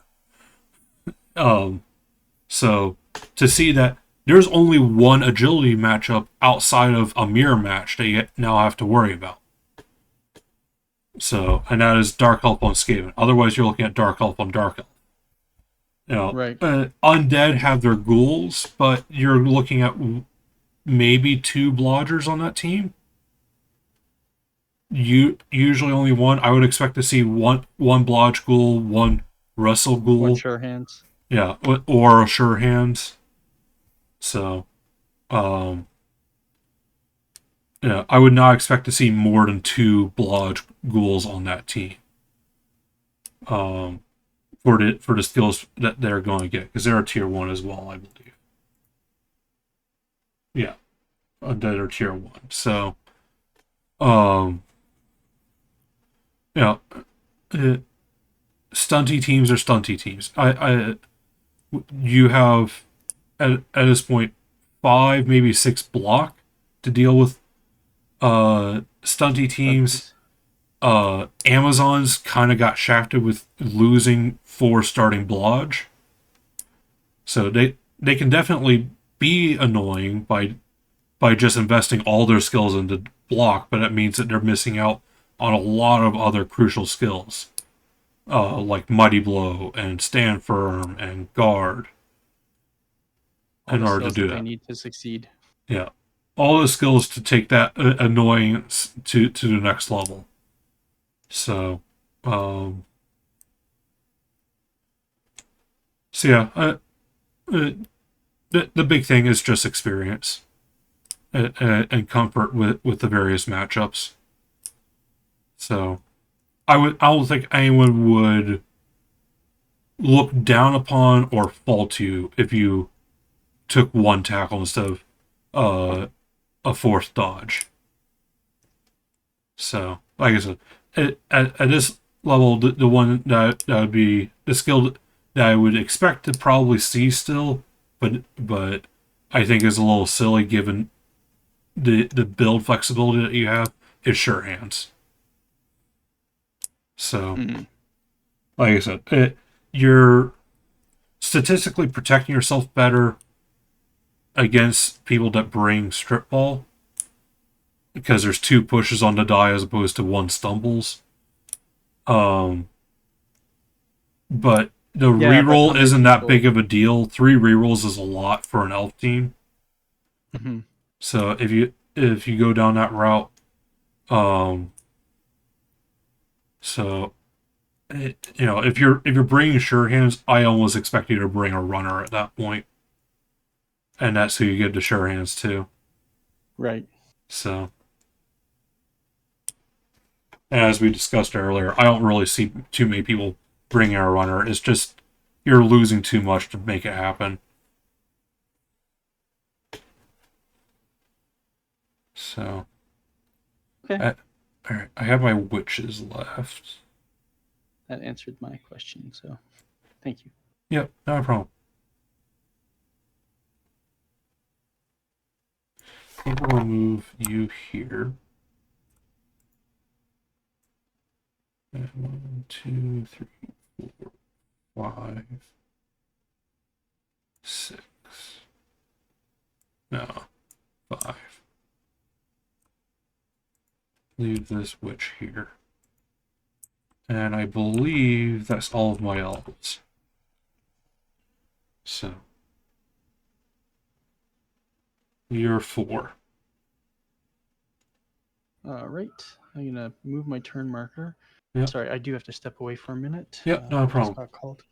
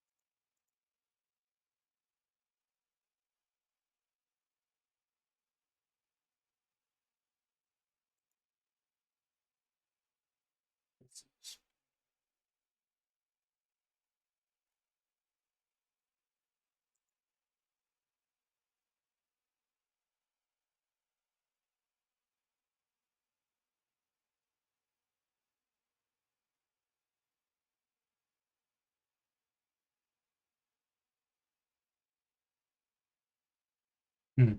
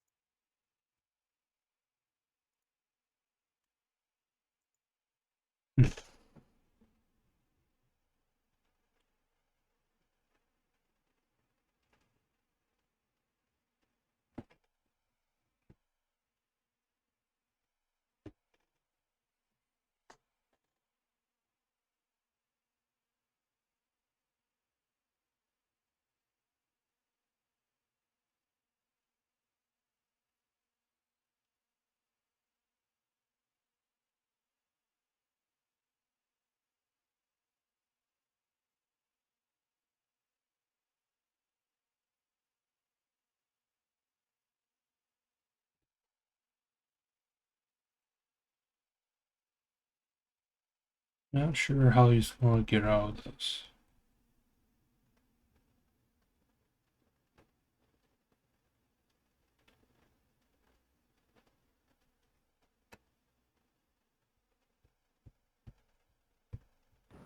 Sorry about that.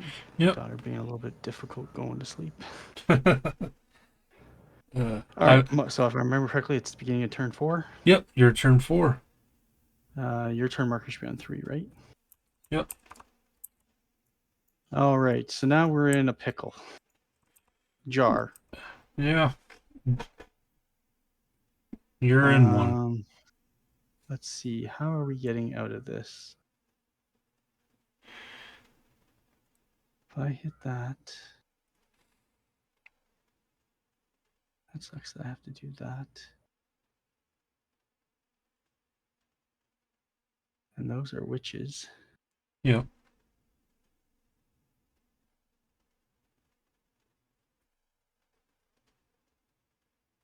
So whatever I do, the ghoul is going to have to dodge away because there's no safe block there, ever. Yeah, that's probably a fair assessment. I mean, I guess I could make it a 2-die block against the piece that's touching the guard, and that's it. Yeah, but If that I means that moved you're in, committing something in, yeah. I'm committing lots, or at least the tackle Yeah, pieces, and that's not the piece I want to be committing there. right. That'd be a job for a golem. Yep.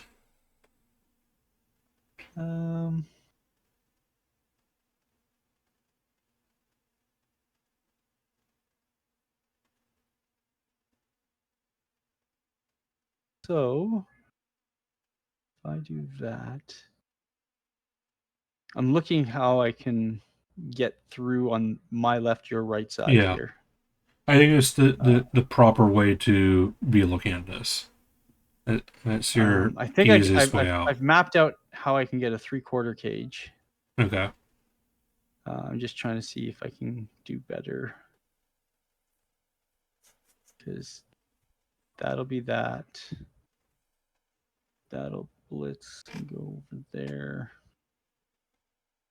And even still, I think you end up with a shot. So what I'm thinking is I'm going to be opening with the guard white blocking the dark elf lineman. Interesting. All right. Yeah, I can get behind that. Because that will create the space I need to start getting out to the left here. Okay. Whether it's a push or not. And basically, the worst case scenario is double both down, or double skull, but double both down is not bad. Just, it really, It's just not optimal. yeah. Yeah. All right. So I think that's what we're going to start with. Okay. So Go ahead and roll 2 that. dice. And we do Okay. not get punished for that. No. Get back there. You going to go there. Yeah. We are going to follow. Yep. Did I stand on your head? And now 2 dice to see Yep. the armor. Still can't break Yeah. your armor. Armor is not going your favor. Yes. Now 1, 2, 3, 4, 5. Yeah, this is going to potentially work. So now I blitz with the tackle piece on your witch. Okay. So 1, 2. Oh, I've got to turn that piece. Yeah. 3, 4, 5, 6 is the block. Yep.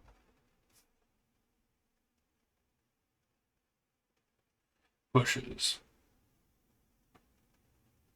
That means I only have movement 7, so that's fine. So nope, I'm doing this again, eh? I'm gonna push you back here in the middle, and then we step out 1 for our 7th movement. Brace only moves 6. Oh, sorry. Why did I think? Ghouls are 7. Yeah. So. Well, I still need to. Like, I don't really have a choice. I Okay. still need to Go ahead and GFI. GFI. Yeah. Okay. Got it. Okay. And then we scooch the ball in here. Oh, I gotta turn. And then the golem comes 1, 2, 3 over to here. And then this ghoul. Where am I gonna do with this ghoul? No. You do have a zombie there that's free and open to move. Yeah, this zombie. I still gotta figure out what I'm doing with the ghoul because I don't want to Yeah. accidentally block his path.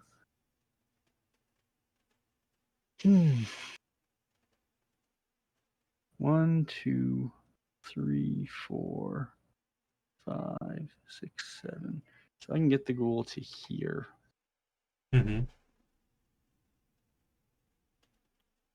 And that's a 1 in 9 dodge. I think that's right? 1, 2, 3. No, 1, 2, 3, 4, Yep. 5, 6, 7. Yeah. Yep. Yeah, I think I like that going Mhm. there because then I'm starting to screen off some space. Yep. I mean, you can still go around, but you have to go around, or you can use your blitz to go through, but then you're using your blitz there. Yeah. So to do that, this ghoul has to move, and it's going to move back 1. Yep. Nope.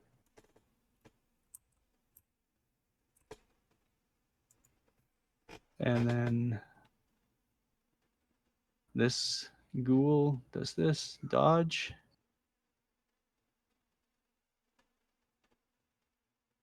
Works. 2, 3, 4, 5, 6, 7. Yep.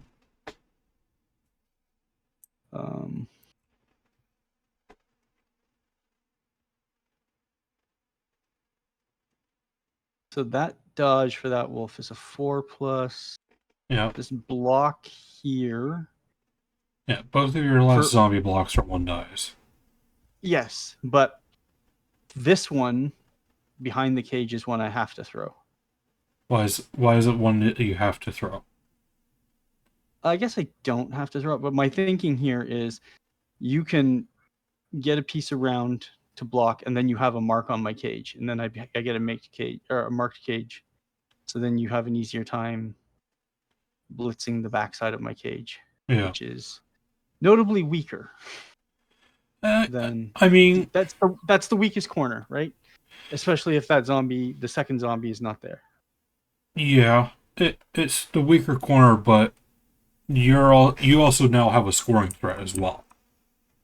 Is the thing to keep in mind. That ghoul not only, you're right, it can create some breathing room for you to move further to my right, your left. But he himself is now a scoring threat. So, is the rear that big of a threat right now? I guess it's not, because to get there, you have to move a piece to mark this other zombie. Yeah. Because yeah, I'm going to wrap something all the way around because Or block this zombie. right. And now looking at committing either rolling a 1 die without block to hit that zombie, or committing a person there, then committing a person to the other zombie. And then a third one to block the corner. Yeah. So. Yeah. Which takes basically all your resources on that side. Yeah.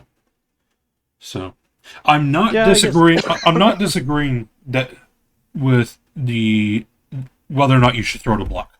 I think that throwing the block is a solid thing to do at this point, and it's more the rationale that you're using to reach that conclusion.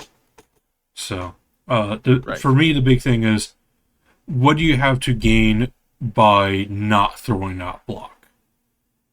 Because at this point, those zombies are stuck. Yeah. You're not going. Yeah, the gaining is being able to move them and help move the cage forward in future turns, right? Or even just the potential of doing damage. Right. You know. Yeah, getting removals. If you skull out, you're not out anything. The elf is free to move, but it's an elf. He's practically free to move already. Yeah. So. Okay. So but of the two, the one behind the cage is the one you would roll first. Probably. I think that's a reasonable one to do. All right. Well, let's do it. And pray for skulls. All right, and you got the both down. So 2, 2. Yep, go ahead and roll. That'll break. Oh. Zombies break armor and don't remove, but he's stunned, so he's not doing anything next turn. And you are fine. And that ends my turn. Yeah. So the only thing that I would have looked at is whether or not, because these are not hugely consequential, these 2 blocks, is doing the werewolf move. Yeah, I thought about it, but it's a 4+ into a 3+ just to get him out. Yeah, as a 4+ into a 3+ to get him out. It is a risk that he'll end up flat on his ass again, but or worse. 6. But at the same time, if that does work, you now have a very fast scoring threat. Right. Yeah. So. But assuming the both down is a 2, he would have failed. Right. Hindsight, but for sure. I get it. The thinking and the ordering is what I'm more concerned with than the result. Yeah. And like we were saying earlier, even if you fail that dodge, as long as you don't hurt yourself, you're in a far better position than you are right now. Yeah. So. By not being on that sideline. I cage him to mark him up again using 2 pieces. Or. Right. Yeah. So. But overall, that turn, my thinking. Yeah, I think moving the ball forward as much as possible makes a lot of sense. You kept a cage. You have a scoring threat. And even if that scoring threat is relatively easy to handle, it means that I have to deal with it and not dive the ball. Right. So. Or go after one of your wraiths. So. But 1, 2, 3, 4, 5, 6, 7. So yeah, let's go ahead. 1, 2, 3, 4, 5, 6, 7.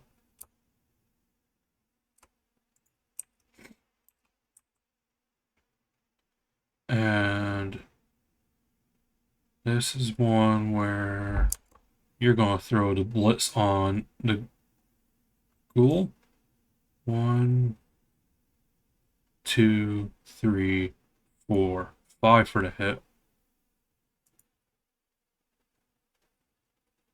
And I got both down. Is that something I am content with?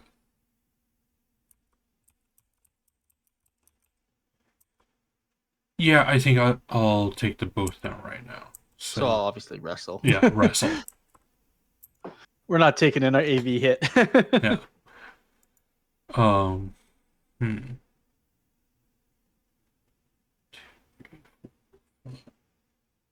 So,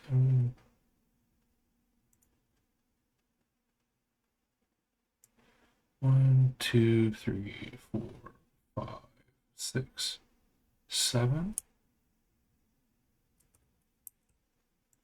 Like I said, trying to peel this apart as much as I can.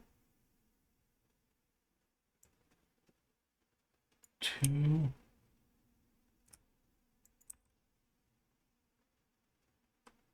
Let's go and stand this up. Probably should have done that a while ago. We haven't rolled any dice, so it doesn't matter, right? Since the beginning of my turn, I just threw a blitz. I mean, yeah. Oh yeah, you So you did, yeah. Yeah, that does probably matter. should have Yeah, stood the yeah. lineman up before I did that. Yeah. But, um,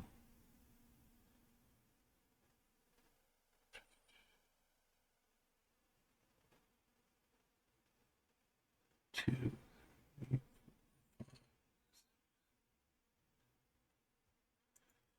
Question now is, how scummy do I get?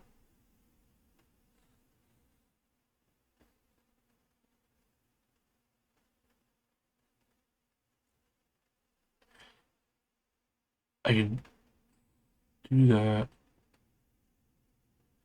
I think I need to, at the very least, move you 1, 2, 3, 4, 5, 6. Help pin that ghoul.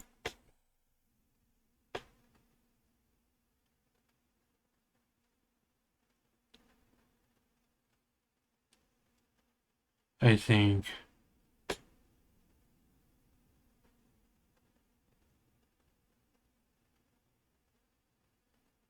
this is my best opportunity, thinking further into the matchup, that we will go ahead and move the witch here, Mm-hmm. and then we will fell 1, 2. If the game wants me to, 3, 4. So it's leaving your werewolf now free to move, but the ghoul You're doesn't trading a have werewolf. regen. Right. So, Let's see and it, snakes. let's say, so That's gonna with break +3 her. is going to break. So, and that's a knockout, and that was clean. So, so yeah, with the ghoul not having regen, and being one of the few things that can deal with my blodgers next half. Mm-hmm. That was, I think, a worth, even if I got caught, a fairly worthwhile trade.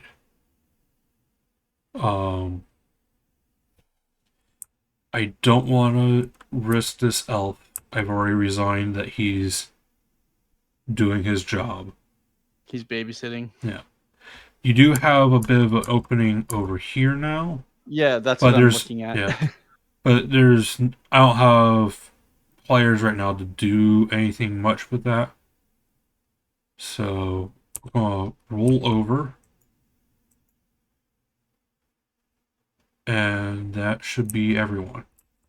So, because in order for you to really abuse this as much as you want to, you're not going to have many players to follow with you. So, even the werewolf I just left open is in the opposite direction. Yeah. So, you've got the golem that's free to move, but I've marked both of your wraiths. So, Yeah. I feel So relatively comfortable with that opening. what I'm trying to decide here is if I can screen and kind of vort potato off to the right with my ghoul. Yeah. Well, the first thing is I definitely going to stand up to the zombie. He's not going anywhere. Yeah. So he's gonna go this. And then pivot. So from there, you have the obvious 2-die block, but it's not. It'll open up a hole immediately for the ghoul to run. But you don't have block there. The question is, where are you going to use your blitz? Yeah, and I'm looking at that one option, which is kind of, I think this is the risky move, is using the wolf to blitz the elf that's marking the guard. Okay. It's GFIs. It's GFIs for the 3, actual 4, hits. 5, 6, It's 5. 7, 8. Yeah. And then 2 GFIs. The thought that I would have would be to the other blitz. option was to hit the blitzer in front of the tackle piece. Yeah. Well, this blitzer, if you're planning on moving the ball over here, this blitzer doesn't help you with that outside of freeing Just the freeing tackle. up the tackle piece. Yeah. Which is what I want. Like if I'm going to screen, I want a tackle piece on the screen. Right. Personally, the thing that I'm looking at is I would look to blitz with the flesh golem on the lineman. Try to free up that lead wraith. If he moves, then the ghoul can move after. The golem then also has the potential to become part of the screen afterwards. That's a nice screening piece. Plus, actually, yeah. Yeah. He only gets to go 1 square farther, but I guess that's enough, right? Yeah. To right where your marker is there. Yeah.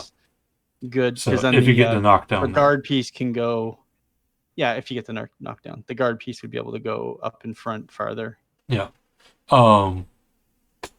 Then at that point, the question, you can move the werewolf down, either down the side or try to follow the rest of your team.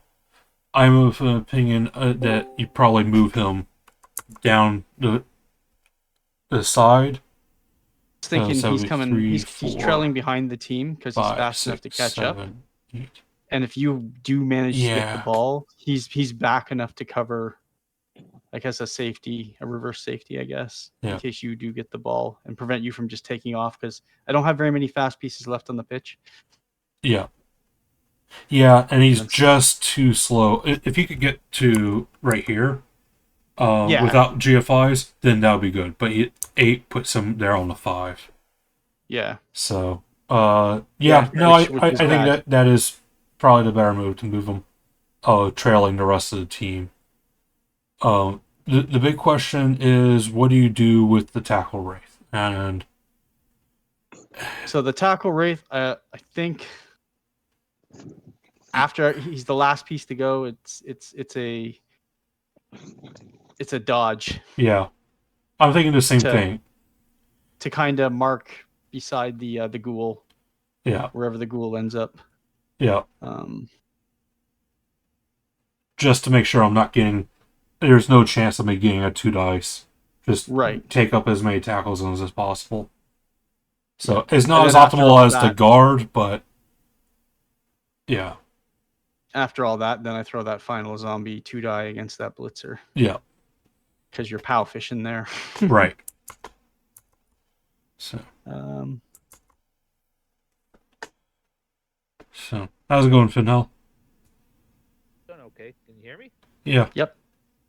Okay. Oh, weird. What you guys up to? Practicing World Cup. Yeah. Oh. How's that going? It's a learning experience. Is it? So I'm playing a Dark Elf roster for him to practice against, and my Dark Elves are creaming his. They are out removing Necro. Yeah. I can see in instances where they could outmaneuver of them, but not maneuver. Out remove. Yeah. Oh, out remove. No. Yeah. Okay. Yeah. Yeah. I turn. What the hell are you doing? Turn 1, I cast a werewolf. He regened, but he's still out right now. And then I first drive. Okay. I got caught fouling out a guard golem that didn't regen, and I just fouled out a wrestled ghoul. Nice. Nice. The numbers are getting bleak. I haven't removed anything other than getting the ref to remove them for me. Yeah. Good job. I've done So- lots of knockdowns. Just that armor does Yeah, not want to break. And Armor if it 8 does, is it doesn't do anything. yeah. Armor 8 is not doing, or is doing its job and not cracking there. All right, so we're gonna start with the Golem Blitz then, I guess. I think Okay. that's the play. Yeah. So 3 to throw the block,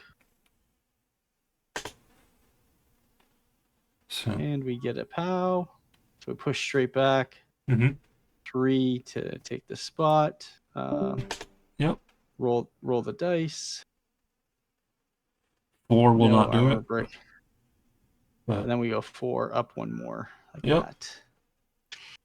that. Then the guard one goes 1, 2, 3, 4, 5. So Yeah. we stretch out that screen as far as possible Yep. without putting a hole. So 1, 2, 3, 4, 5. There you go. Move So the ball. now, yeah, but I'm just going to.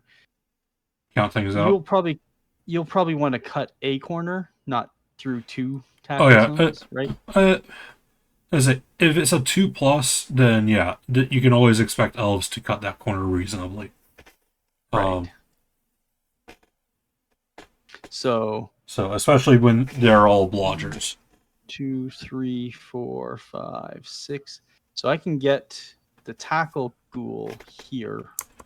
Okay. The 1, tackle 2, wraith, you 3, mean? 4. Yeah, sorry. Okay. Why am I mixing them up?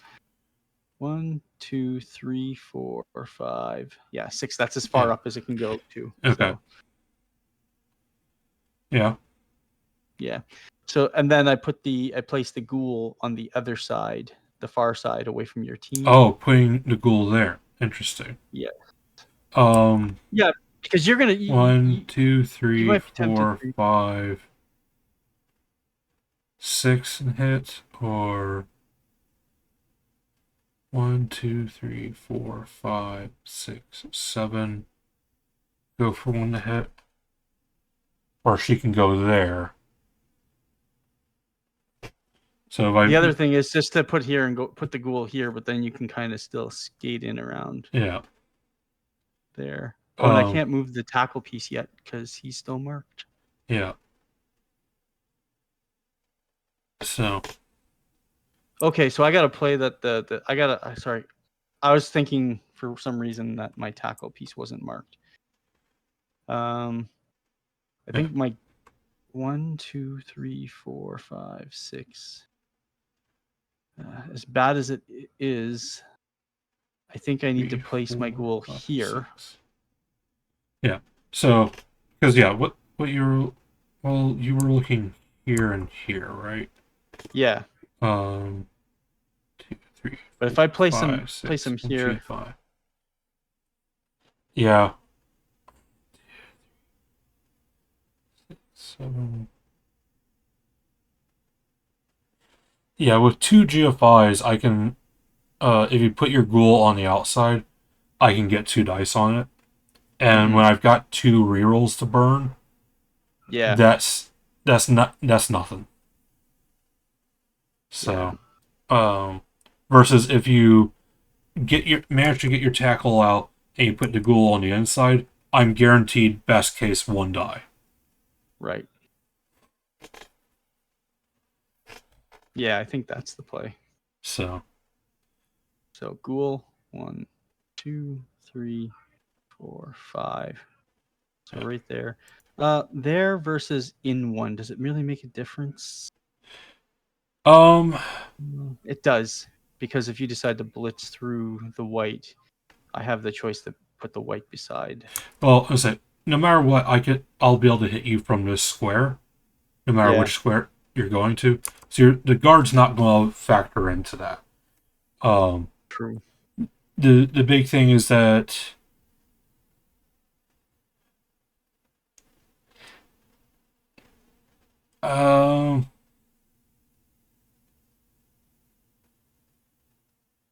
the question is going to be where do you And It's and gonna be I harder don't for I you don't to even know the answer to this question as the opposing player of where I would want to try to put Well, if I manage to one die and get you down, where I would it's want to put you down it's the and ball where recovery that I'm more right concerned about, right? where would the ball potentially bounce out?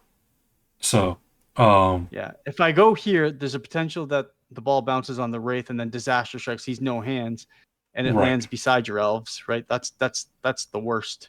yeah I versus if you're actually can't think. yeah Versus in here, it's not bouncing anywhere other than here. yeah I say if I both down you here, there's a potential that the ball goes there, or if I get the knock back down there and then the ball's there, Mm-hmm. that could be potentially bad with this blitzer here. I think that's Yeah. the far worst scenario there. So in that case, I would probably say put the ball there. So because at that point you're looking at 1 8 that goes to somewhere where you don't have any tackle zones. 1 8 that goes to your no hands and will bounce out to somewhere more accessible. It's still in a tackle zone, but I am still an elf. You've got 2 squares where it's a bit more protected then. So Okay. So next up is the wolf. yeah, and that's the other thing is that you have no guarantee that you're getting this wraith That's what I'm over saying. here. There's Yeah. no guarantee. But the wolf is going to go right beside the tackle Yep. Wraith. Yep. 1, 2, 3, 4, 5. Yep. And then the other 3 is 8. So that's where he goes. We've already blitzed. Now the Wraith. So you're looking at a 3+ dodge. Yeah, The- 1, 2, 3, 4, 5, 6 to put him right there. Yeah. And then I can GFI one GFI. I would if I still not. have my, I would not GFI. if I have my. Okay, so just get him there. Yeah. If you GFI to there, you leave an open spot for me to move Oh, a I see player. what you're saying. Yeah, and you've got your. I haven't taken my block against this blitzer yet to try to remove him. And the lion. even if you realistically Push him. expect a push, and you put me here, Yeah, it's as a it's 3+, just a 2+ with dodge. Yeah. So Yeah. Okay. So we're moving beside the ghoul. okay. So 1, 3+. I hate that this freezes every time. All right, It's you like, got it. eh, The suspense. 2, 3, 4, 5, 6. Yeah. So No, wait, no, stand up. This is the button we wanted to push. see. Okay. Go and throw the 2 die now. Go fishing Yep. for those pals. Pow fishing 101. Push. So we do push you here. We will follow to make that at least somewhat more difficult. Yeah. And I think that is the end of my turn. Let's say, yeah, you've got another 1 die with a zombie. For what it's worth. Yeah, but Let's say, you either have it on a naked player or you have it on a blodger. if I'm going to throw it,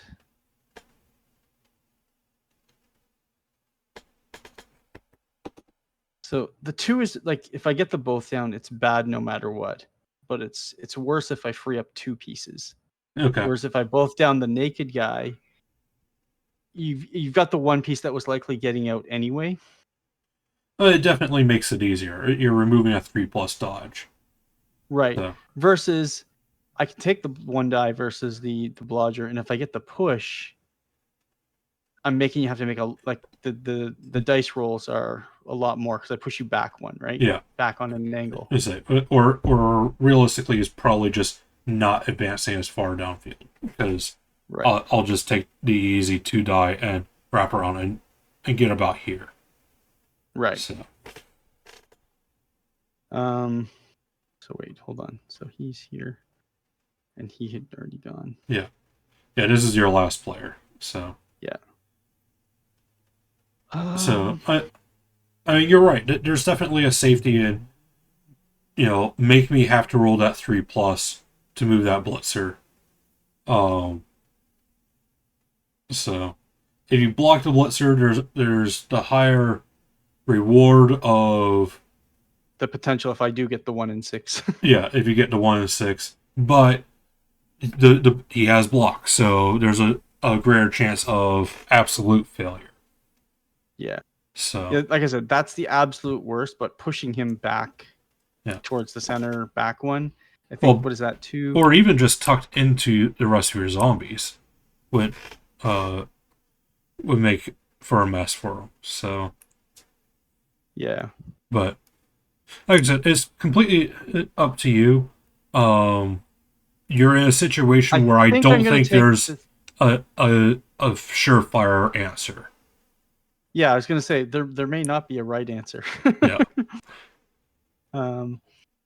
Because right now the lineman is 2 and he doesn't really impact an assist, right? If he dodges 1, 2, 3, 4 in, and it's a GFI for him to assist any blocks. Yeah.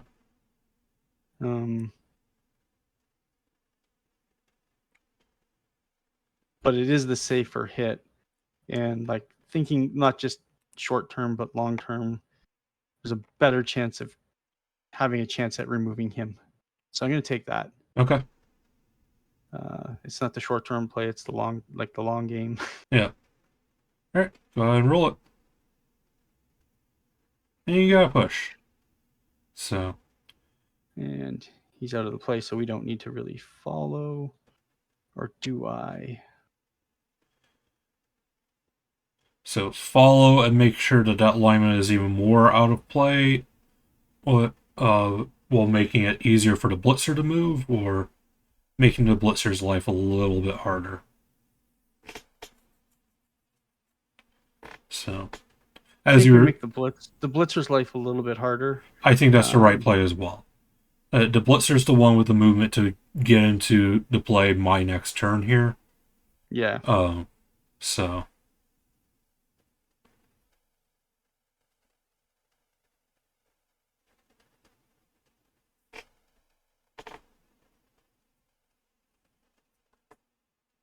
All right, your turn 4. All Or right. nope, turn 5. I didn't Yep, move turn my 5. Yep. marker. All right. Let's go ahead and stand up alignment.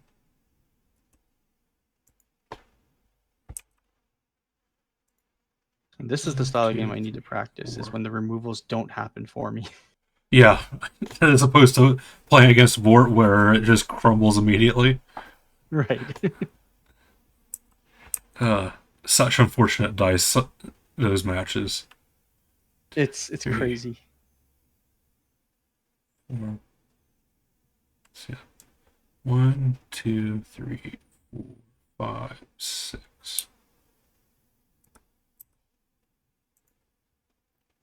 I think I like that. And stand you up.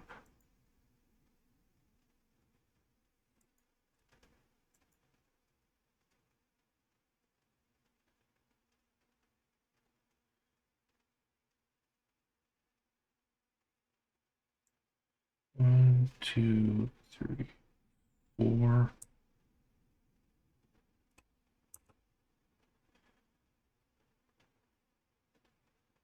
Jump up. 1, 2, 3, 4, 5, 6, 7.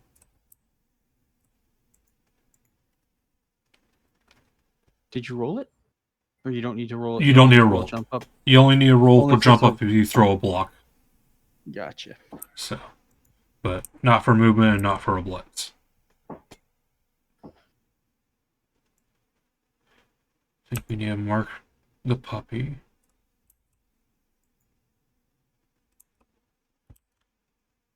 And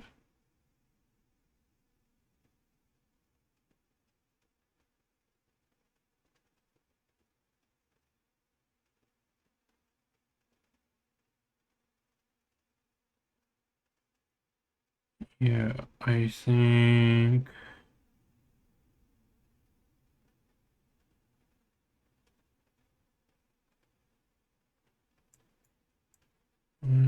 2, 3 is going to be the way to go.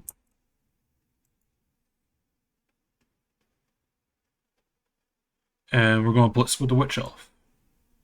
Okay. Let me count this out. 1, 2, 5, 6, 7. Okay, we are going to cut the corner. 1, 2, 3. How about a 1 one time? That's a 6. That is not a 1. Come on, game. 4, 5, 6, 7 Do I for look the like hit. Artemis? What? I said, do I look like Artemis? All right, stumbles. So push. Yeah.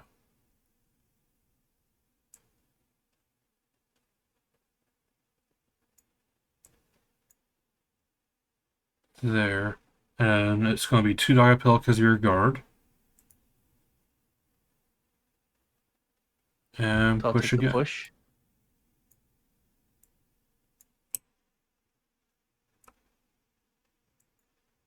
Okay.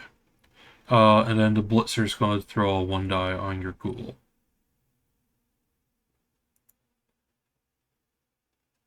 Now there's stumbles. I'm going to Only reroll one that. place. Okay.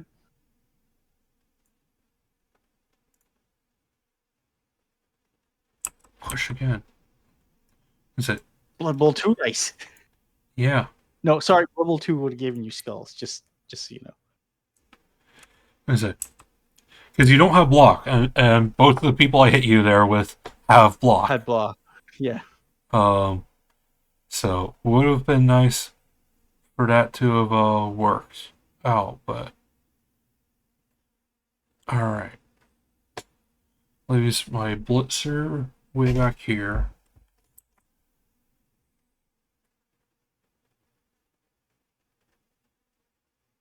All right, we're going to dodge. Dodge Fail. skill. Seed. Dodge again. 2. Roll that one. There you go. 2 dice. Yep. 8, he's fine. 8. Fine. You saw the 6 and you got nervous there, didn't you? A little bit. All right. So turn 6. There's no stalling here in this situation. No, not really.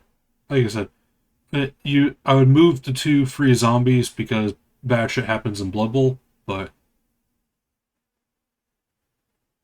Yeah, I'm going to move the zombies. I'm just trying to see if I have any cheeky plays. And I don't have the cheeky play that I wanted to have. yeah.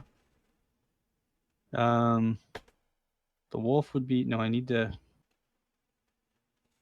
I mean, if we just want to try and throw blocks before we do the crazy potato play for the end zone, that guy goes and marks that blitzer, and that wolf hits him twice, or up to twice. 1,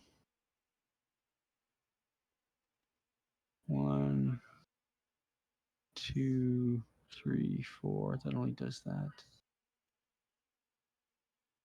Does it really matter? Yeah, you've got a couple blocks where it's like, it would be nice if like the wolf got to pow out a blodger. The only useful play I potentially see in the ultimate play, because the play I see for your ball is for the ball carrier to blitz his way out.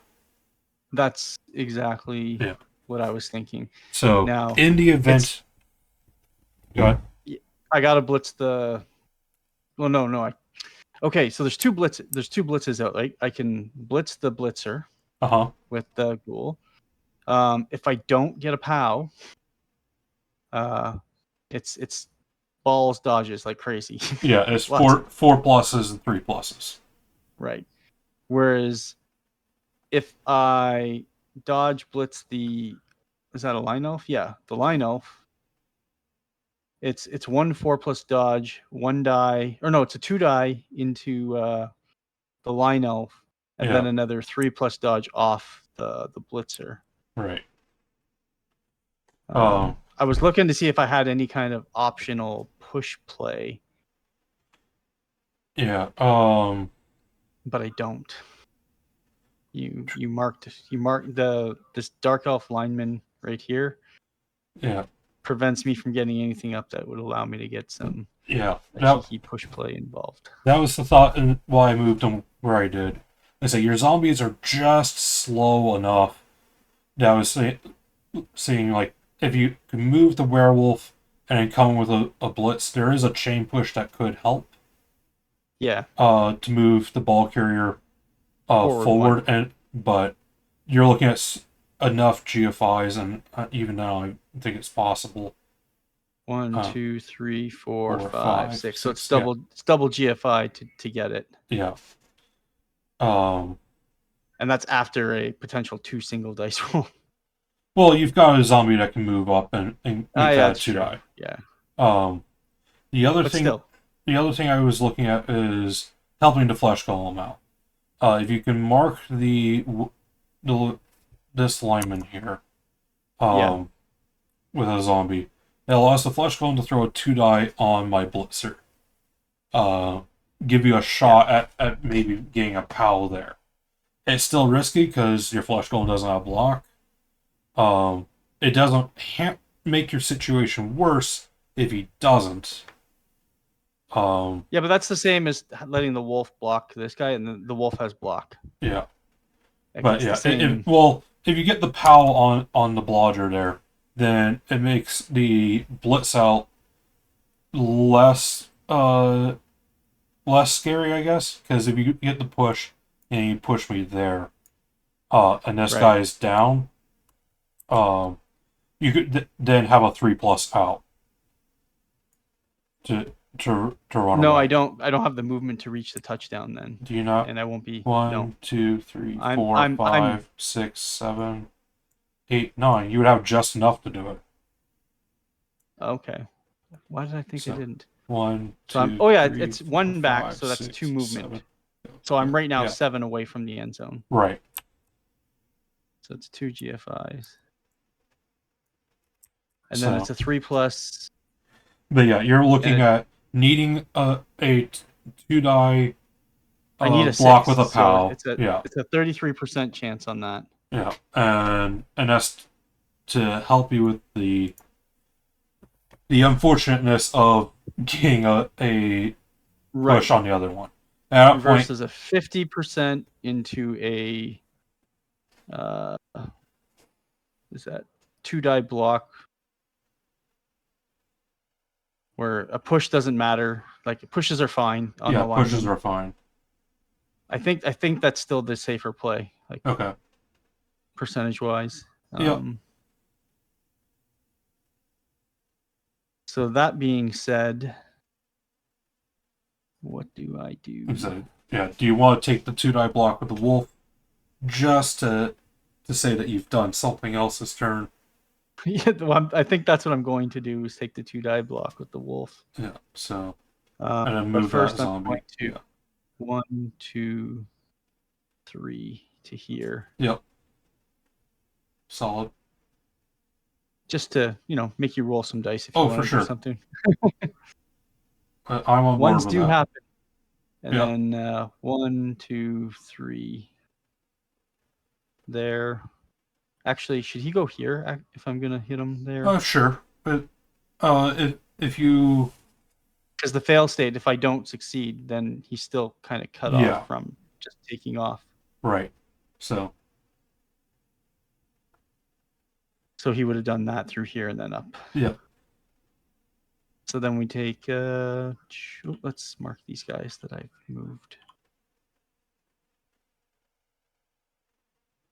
You're not doing anything. No reason to do anything with the golem because we're too easy to 1 and 9. So block with the wolf. Yep. Good thing we blocked with the wolf. Yep. So bonk. So bonk, nothing happens. Yeah. No follow-up hit. So blitz with the ghoul. So move here. Okay. Dodge is a 4+. Sure is. Dodge is a skill. You No. hate me, game. You fucking hate me. Yeah. I didn't roll any dice higher than a 4. Doesn't matter what the order I was doing. Nothing was succeeding. So, alright. So, rolled out armor. God damn. That That's a knockout.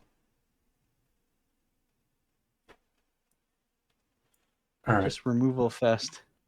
And ball will bounce to the 4. Back where he came from. Here. Alright. Then, yeah. That's a turnover.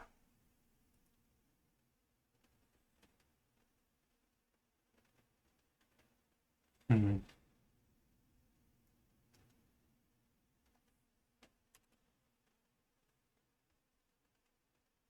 So,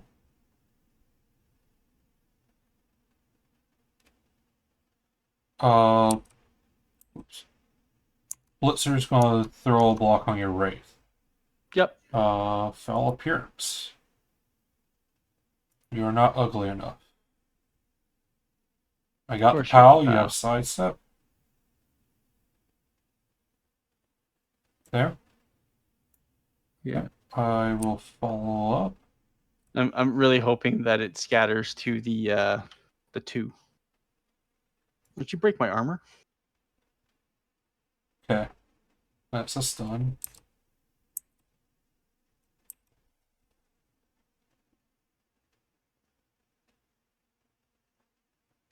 Just saying, you're wasting your good dice in a scrimmage. 6. Yeah. Alright. 1, 2, 3, 4, 5, 6. Not throwing out block yet. We're getting ready.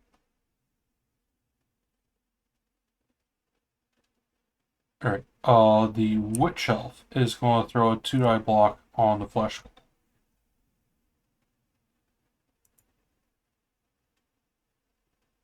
Are you I'll going to stand fall firm. firmly? Okay.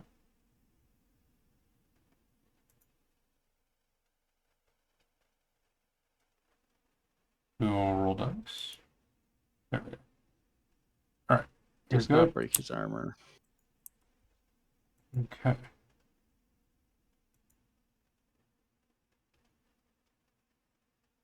Mm, 6.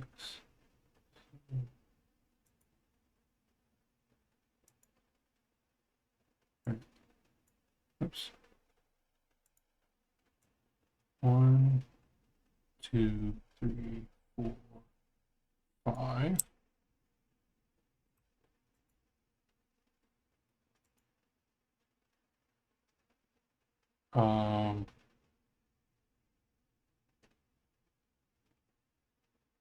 We will blitz with this lineman on your zombie. Mm-hmm. Where's your 1 in 9s, eh? I failed a dodge last turn. It's alright. Alright, No you're break. fine. So 1, 2, 3, 5.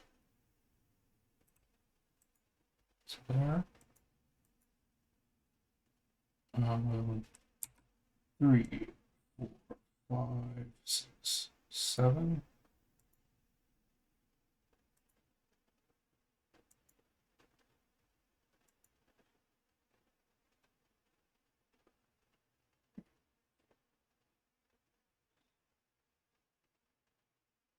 What are your stats? 4 plus. Alright.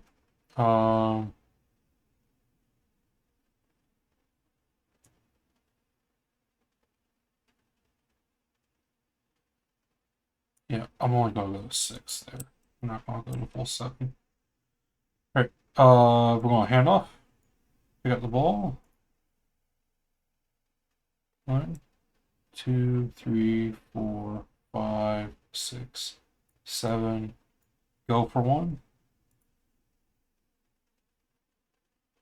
Alright, that's what rerolls were invented for. That's what 1 in 36s are for. Oh, so Alright. close. Hand off on a 2+. And we can't handle our balls. Alright. Ball's going to Yeah, that's scatter. pretty safe. 4 is down to the left or up to the. Yeah, which is not a bad spot for me. Make sure all my people are facing the same way.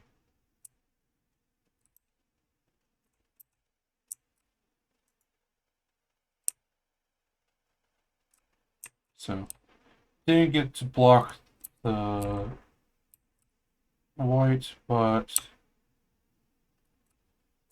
that's not the worst thing in the world.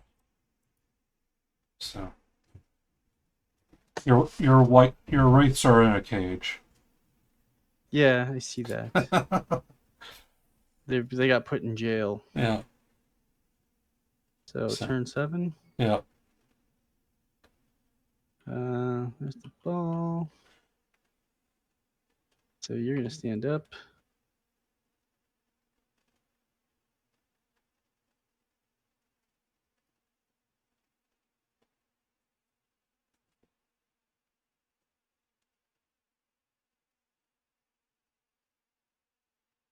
I'm gonna tell you this right now. I wish this zombie was here at this moment.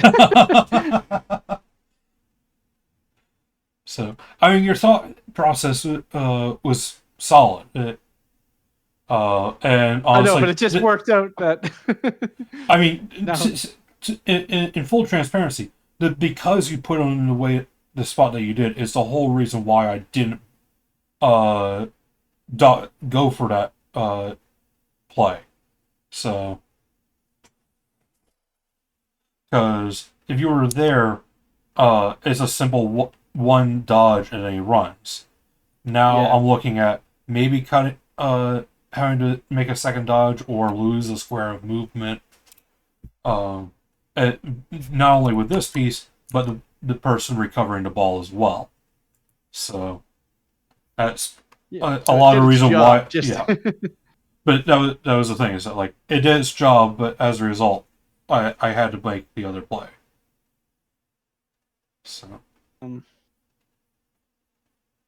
I throw that 2 die, it's 33% to free that, and it's 66% chance to end my. No, not 66. It's a 1 in 9 to end. 1 in 9 to end my turn.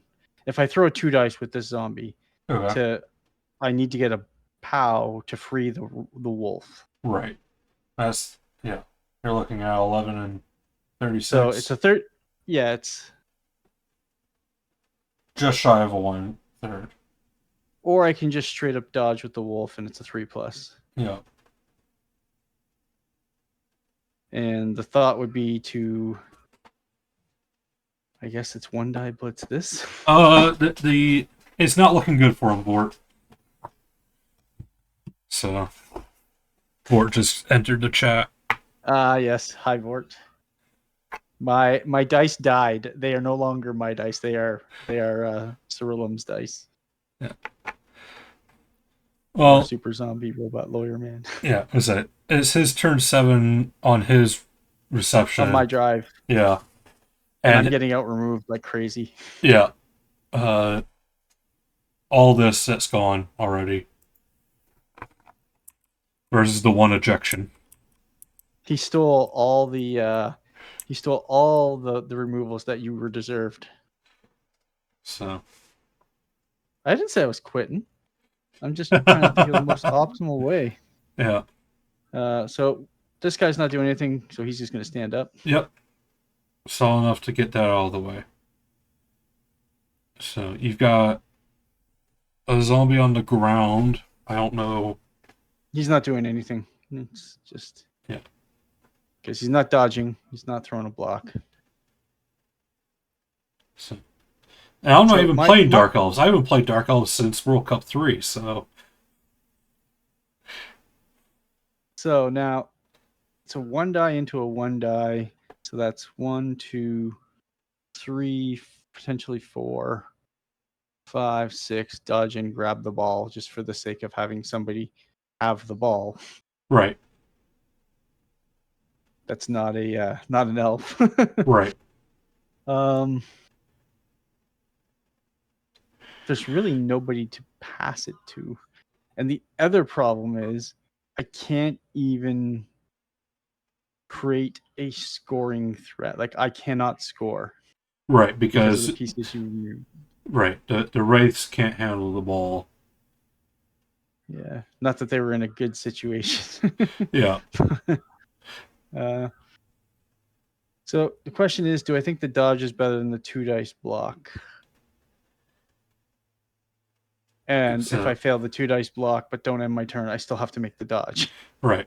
And I think that's the big thing, is that the 2 dice block has a very, very slightly better statistical chance of succeeding than the dodge. At the full 1 1/3 as opposed to 11/36. Right. But with that, you are... You need that you are... success, or Yeah, then you still have to do the dodge. right. You're increasing your fail percentage. So... Yeah, I think we just go for the dodge blitz. So that's what we're gonna do. Right. Go ahead and roll that dodge. Got the Cool. dodge. All right. Then we go. Nope. Well, I guess it doesn't matter which square. Actually, it does. It does matter. Yeah, this one, because I Yeah. want to push him this way. Right. Or unless I don't knock him down, then I want to push him straight. So So 1 die block. 1 die. Push. Yep. Frenzy. Reroll. Yep. Now is a good time to Unfortunate. use that reroll.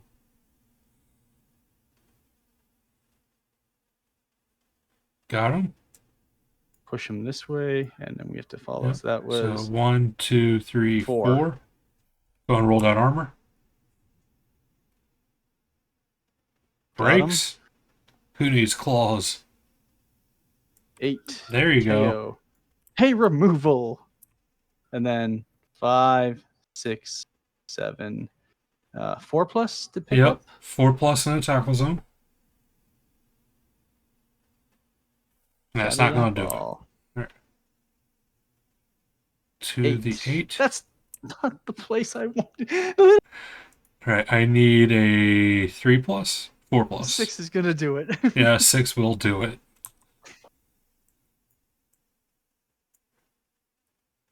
All right, And now I have to stay on him. I don't even get to try to dodge off of him. right. That is a turnover. Yep. I hate you, dice. I hate you. Don't say that. That's exactly the type of speak that gets me fucked in a couple weeks. Vort. What I hear Vort saying is he wants to have a side bet on who has worse dice in the tournament. So But there's no way to truly track it, so we're not having one. I mean, you could manually tally your dice, but I have seen people that do that, or they take it. There's levels of degrees of notes I've seen people take. There are some that are just like the big plays, like, or just want to mark down something that happened during each turn. But I have seen people that do mark like every single dice roll. So it's been a while since I've seen one of those, but they exist.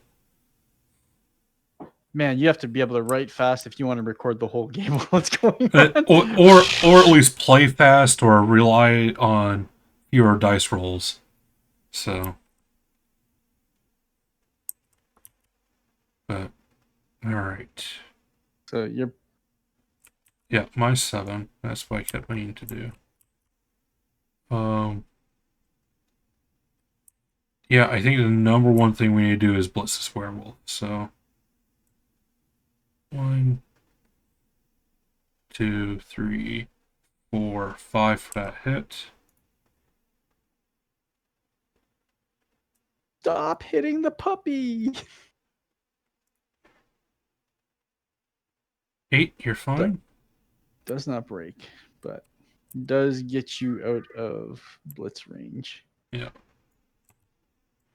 So 1, 2, 3, 4, 5, 6, 7, just in case.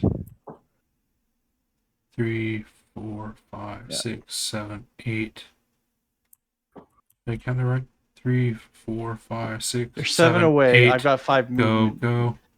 Yeah. Yeah. So you can potentially one die me once. I have a 4+3+. Yeah, 2 0, plus 0 right 2 now. plus. I'm out of reroll, so I'm not going to risk it. So I burned that reroll into ones last turn.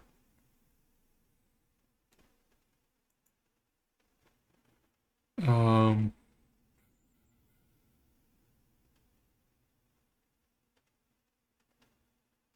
I grab my super secret lightning sauce.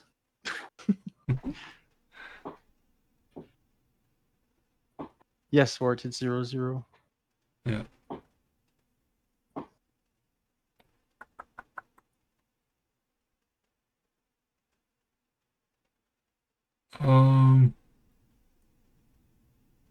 All right. This lineman is going to attempt to throw a block on a tackle.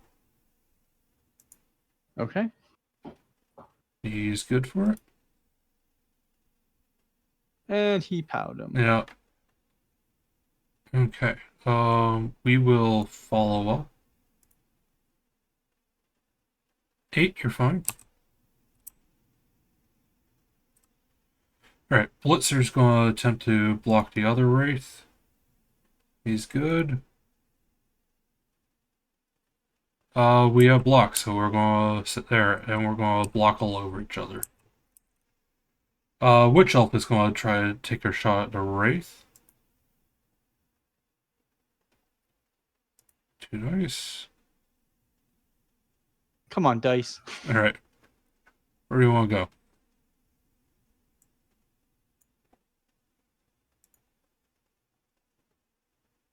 Alright. That's you. 1, 2, 3, 4, 5, 6, 7. So 1, 2, 3, 4, 5, 6, 7 to there.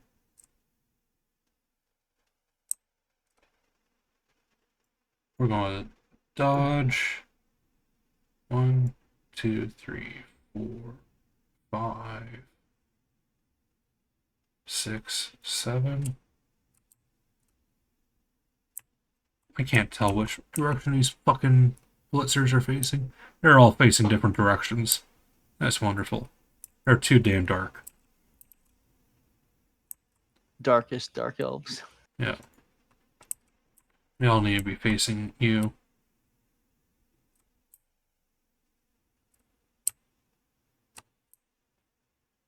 Okay. And then, yeah, we'll go ahead and throw a block with the Wine Elf. Boom.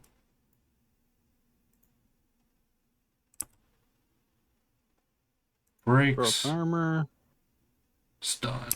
Stunned. And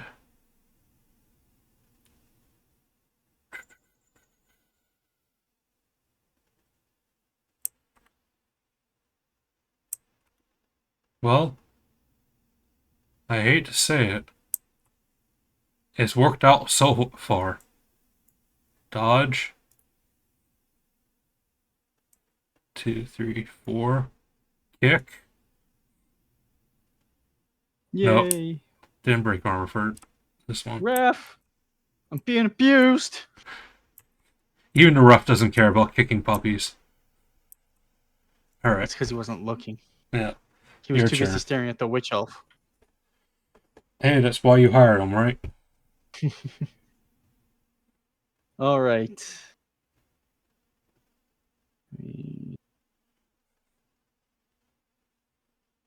You're gonna just stand up. You don't get the option.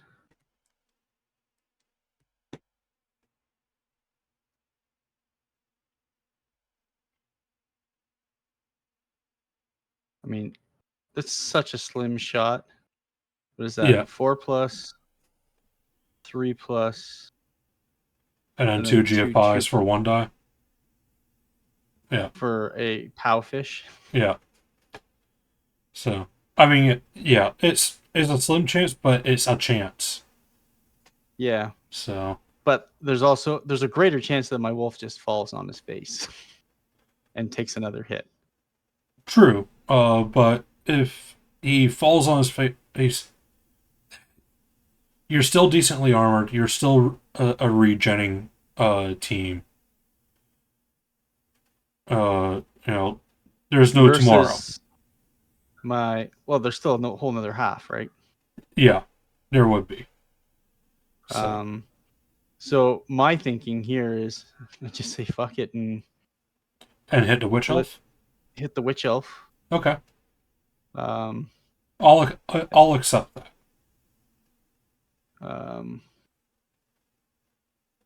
Yeah, that's what we're gonna do. We're gonna say fuck it and hit the witch elf. Okay. So it's gonna be this wraith that's down here, Mm-hmm. the tackle one. So Yep. stand up. 4 to hit. It's a 2D because I have guard. Guard. Yep. And push.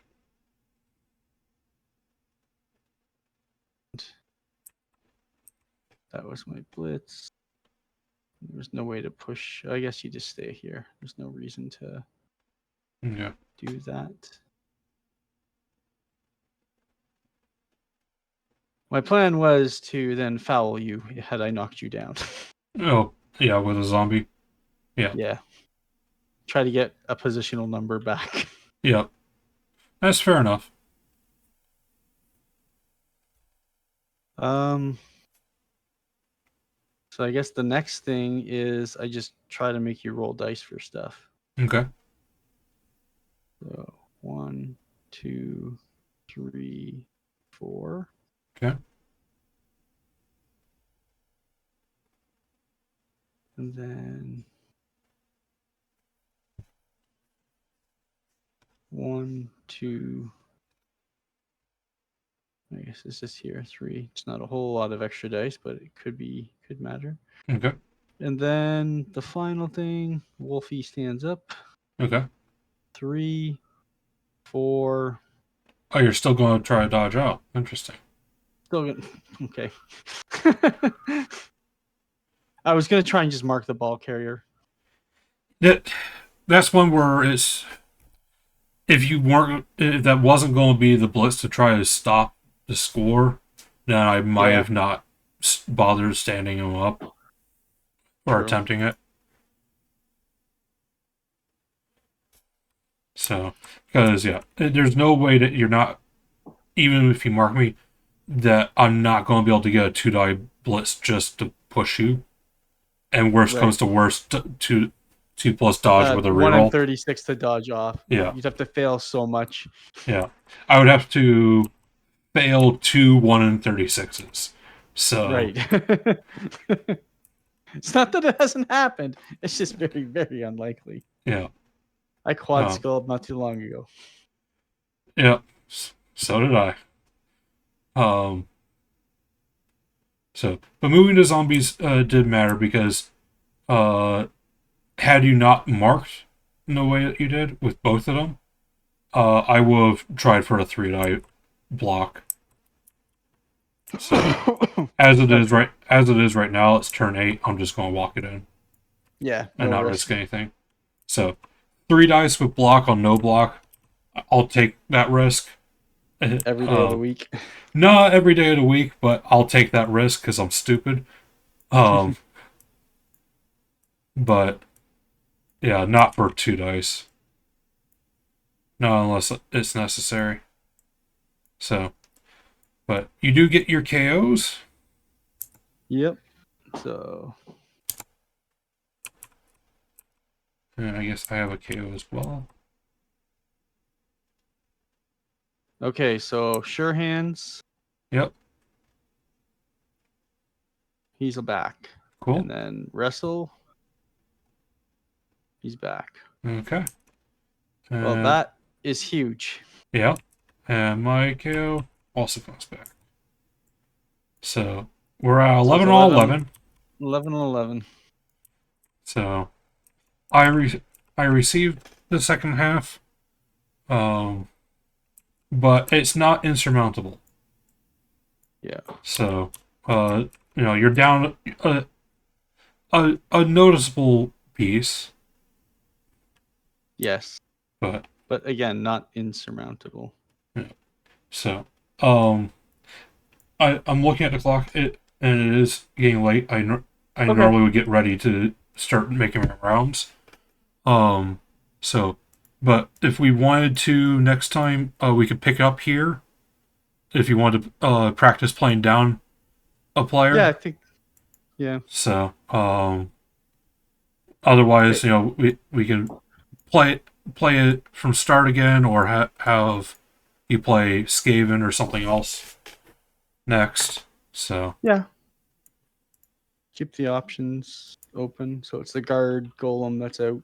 yeah, You have nothing out. You have a bench still. yeah. I have a lineman that's ejected. Oh, he's ejected. Yeah, he's gone. Yeah, he's gone. So yeah, it is 11 on 11, but that's Why do I only see 10? Like, on my I'm my visually blind. you should have 4 zombies, 2 wolves, 2 ghouls, and a golem. Yeah. You got 11. When I was man, my vision. I was counting. I'm like, I'm only seeing 10. I don't know why I couldn't see the other one. That was weird. Yeah. But okay. Well, thank you for your time. Yeah, no problem. So, And this is, it's. I'm not going to say as bad as it can get, but that was a. it was a rough spot. Things weren't going according to my plan. I was trying to do the best I could with what I had. Yeah. That early werewolf removal was big because that gave me not just a player advantage but a movement advantage almost immediately. Right. And then the guard removal shortly thereafter. Yeah. Well, yeah, that allowed me to risk that foul for the guard removal. Yeah. So I would not have had one without the other. And I totally would have scored had I made that dodge. And then the block, and then the yeah, and then the other subsequent dodge. So yeah. But all right, well, hopefully that as we said, this was a learning experience. But next time there, if we get Vort, maybe you and Vort can play, and then I can just ask questions as you're playing. Vort, how does that sound if you're still around?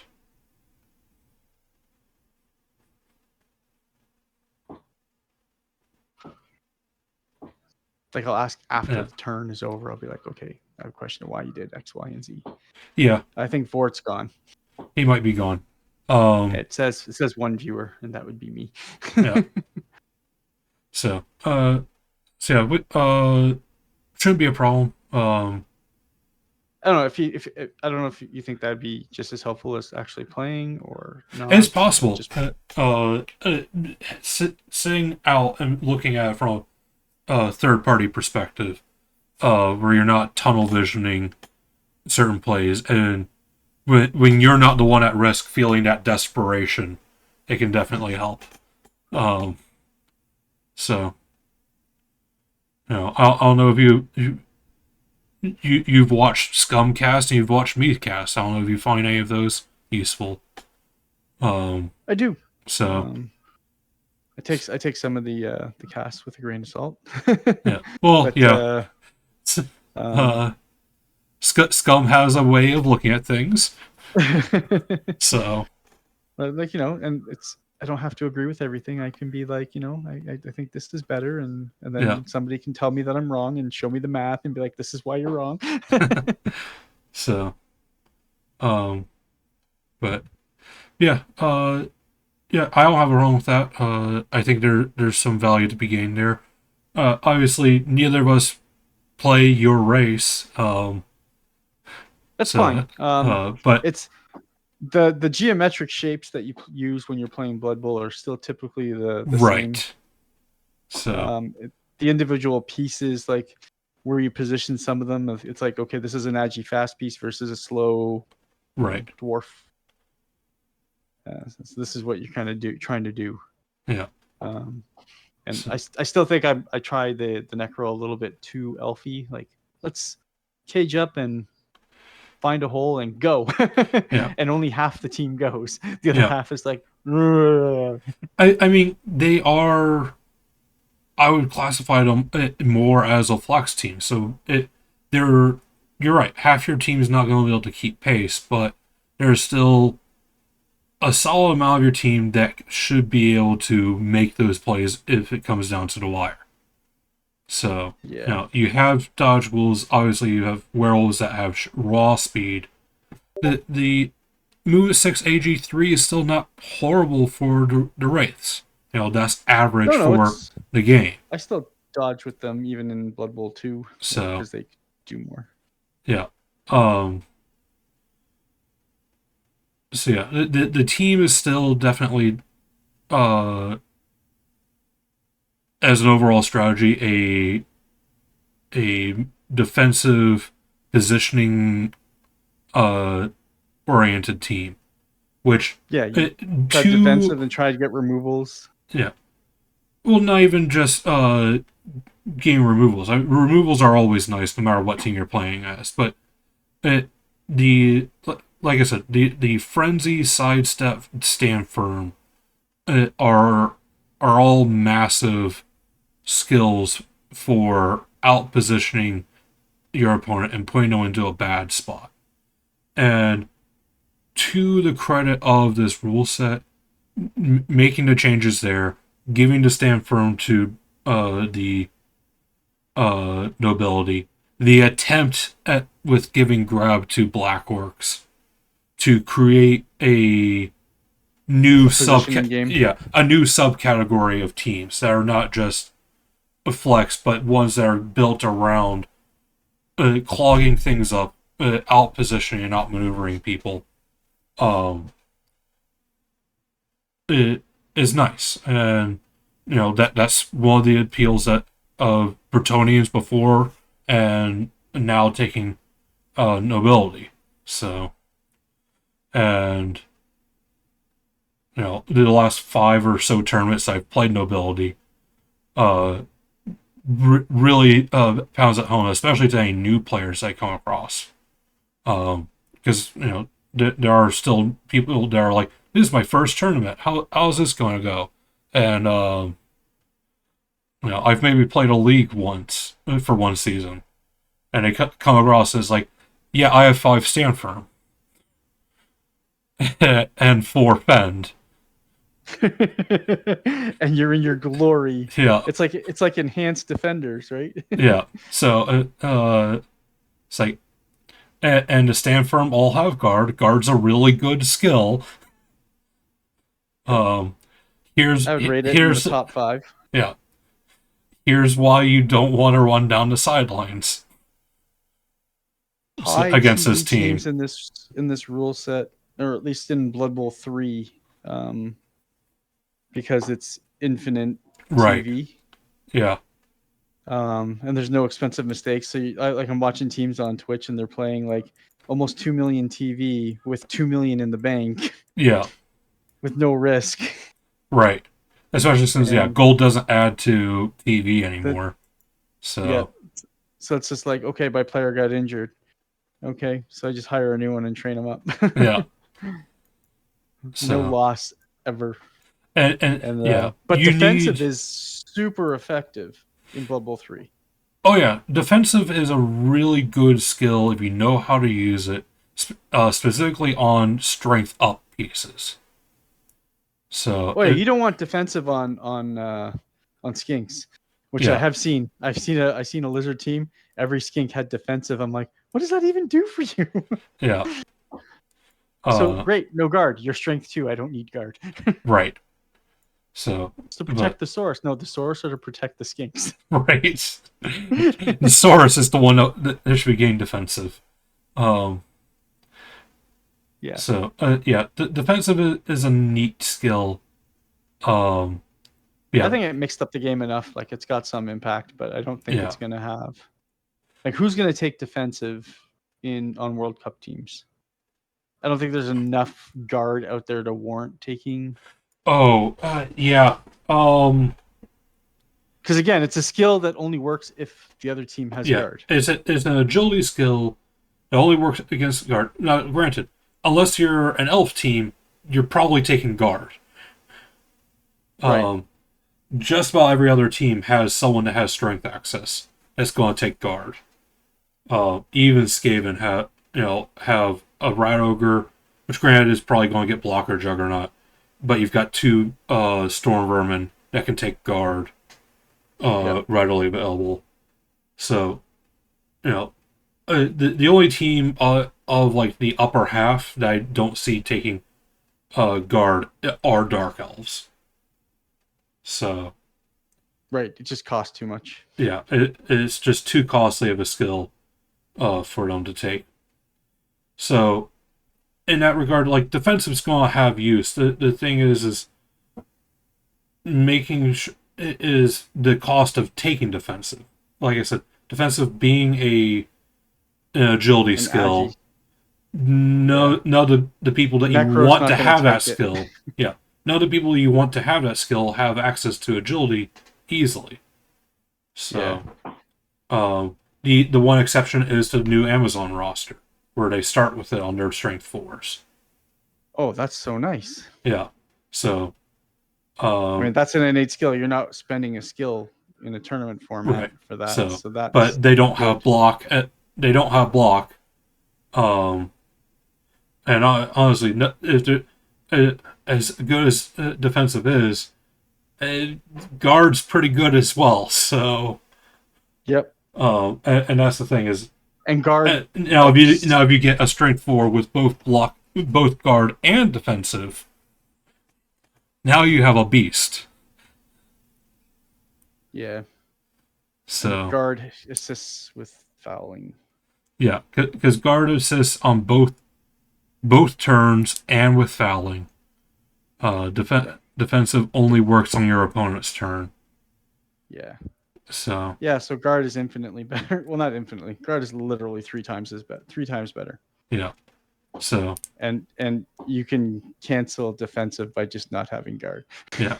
So, but no, we were talking about this on Saturday. That in league play, defensive is getting a lot of use. Like there's definitely a place for it in league play. Tournament play, like I said, it's hard to justify in tournament play just because of who it really deserves to go on to, and what you have to give up to make that happen. Does the wording on defensive cancel guard assists on fouls?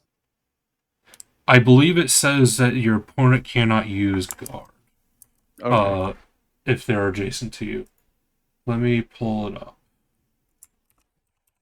I mean, it's such a niche situation. During your opponent's turn, but not during your own turn, any opposition player being marked by this player cannot use the guard skill. So yes, that works on both blocks and fouls. So because I mean, guard spam dwarves are just fouling machines now. True. I mean, you have the death roller, which obviously is already a big fouling machine. Literally. Yeah. But the problem with dwarves fouling is they're expensive. they're expensive. And a bribe is going to be expensive, or a bench is going to be expensive. So I was gonna say a bench is cheaper than a bribe. Yeah. And while they have guard, so you can probably reliably get a foul with 2 assists. If you're really going to do, like on my turns, where I was throwing with like 3-4 friends helping out, Yeah. Dwarves can't afford to do something like that normally because they're so No, they low get mobility. out of They can't give position. up. Yeah, they can't get out of position. So, um, but guard's really useful in that regard for blackworks or blizzards if they decide to foul. Those skinks are still kind of pricey. Stunty teams in general, because your trolls, your tree men, ogres, pump wagons, they're all going to want guard. And you've got lots Yeah. of cheap fodder that are going to foul, probably with sneaky get as well. Um, so, um, but And then Mr. Lord Borak and all his friends. yes, um, but I don't know. The only time I've seen someone take defensive so far in a tournament is when I took defensive at a tournament. Okay. And that was a niche tournament where everyone that played dwarves or chaos dwarves. Oh, right. So that kind of makes sense then. And I put defensive on the death roller. Oh, that's so good. So yeah, that fucks people up. What the? Yeah, you're not hitting my death roller ever. Yeah. Your troll slayer's gotta roll a 5 6. plus. Yeah, he has to roll a 5 plus to dauntless me for 1 die. So good luck. That was a lot of fun to do. Not gonna lie, especially so. I posted up earlier how Extreme just hit his 300th tournament match with dwarves. I played him in the last round at that tournament. He's the one that organized it, and I think he struggled the most with that because I think he went like 6 guard, or maybe it was 5 guard and 1 block runner, and it's like, yeah, no, your skills work. You have block, but we all have block. We all have block down here. So this is going to be a very long game for you. So Yeah. because I of course took 3 or 4 guard myself, so Right. So your guard still helps against him. yeah, on my your guard turn. still helps, but your guard doesn't matter. So Yeah. Oh man, if you get the chance though, watch my game versus Astrolabe. okay, It started off as the most frustrating. It was frustrating because of the dice, but it was also frustrating because I was at a friend's house, so I had my laptop and I had not played Blood Bowl 2 on my laptop. So when I loaded into the game, it was on this angled camera view, and all the options were not. So I'm like trying to set it up while playing the game, and then for some reason, my muscle memory for doing the clicks is like, this is a different setup. There's Yeah. no muscle memory. I go to click to blitz something, it's like, oh no, and I'd take like 3 tries to blitz something. yeah, It was tilting, and then I'm trying to explain the game to my friend who has never seen or played the game okay, because I'm at his house. So right. I'm like, yeah. So this is this, and this is really frustrating, and I'm getting really mad. Oh, by the way, and we're both playing goblins, you know. Yeah. This is not a normal match. And I killed Astrolabe's leader. Then the Apo saved him. Yeah. And then I killed Astrolabe's leader again. Yeah. And I felt bad.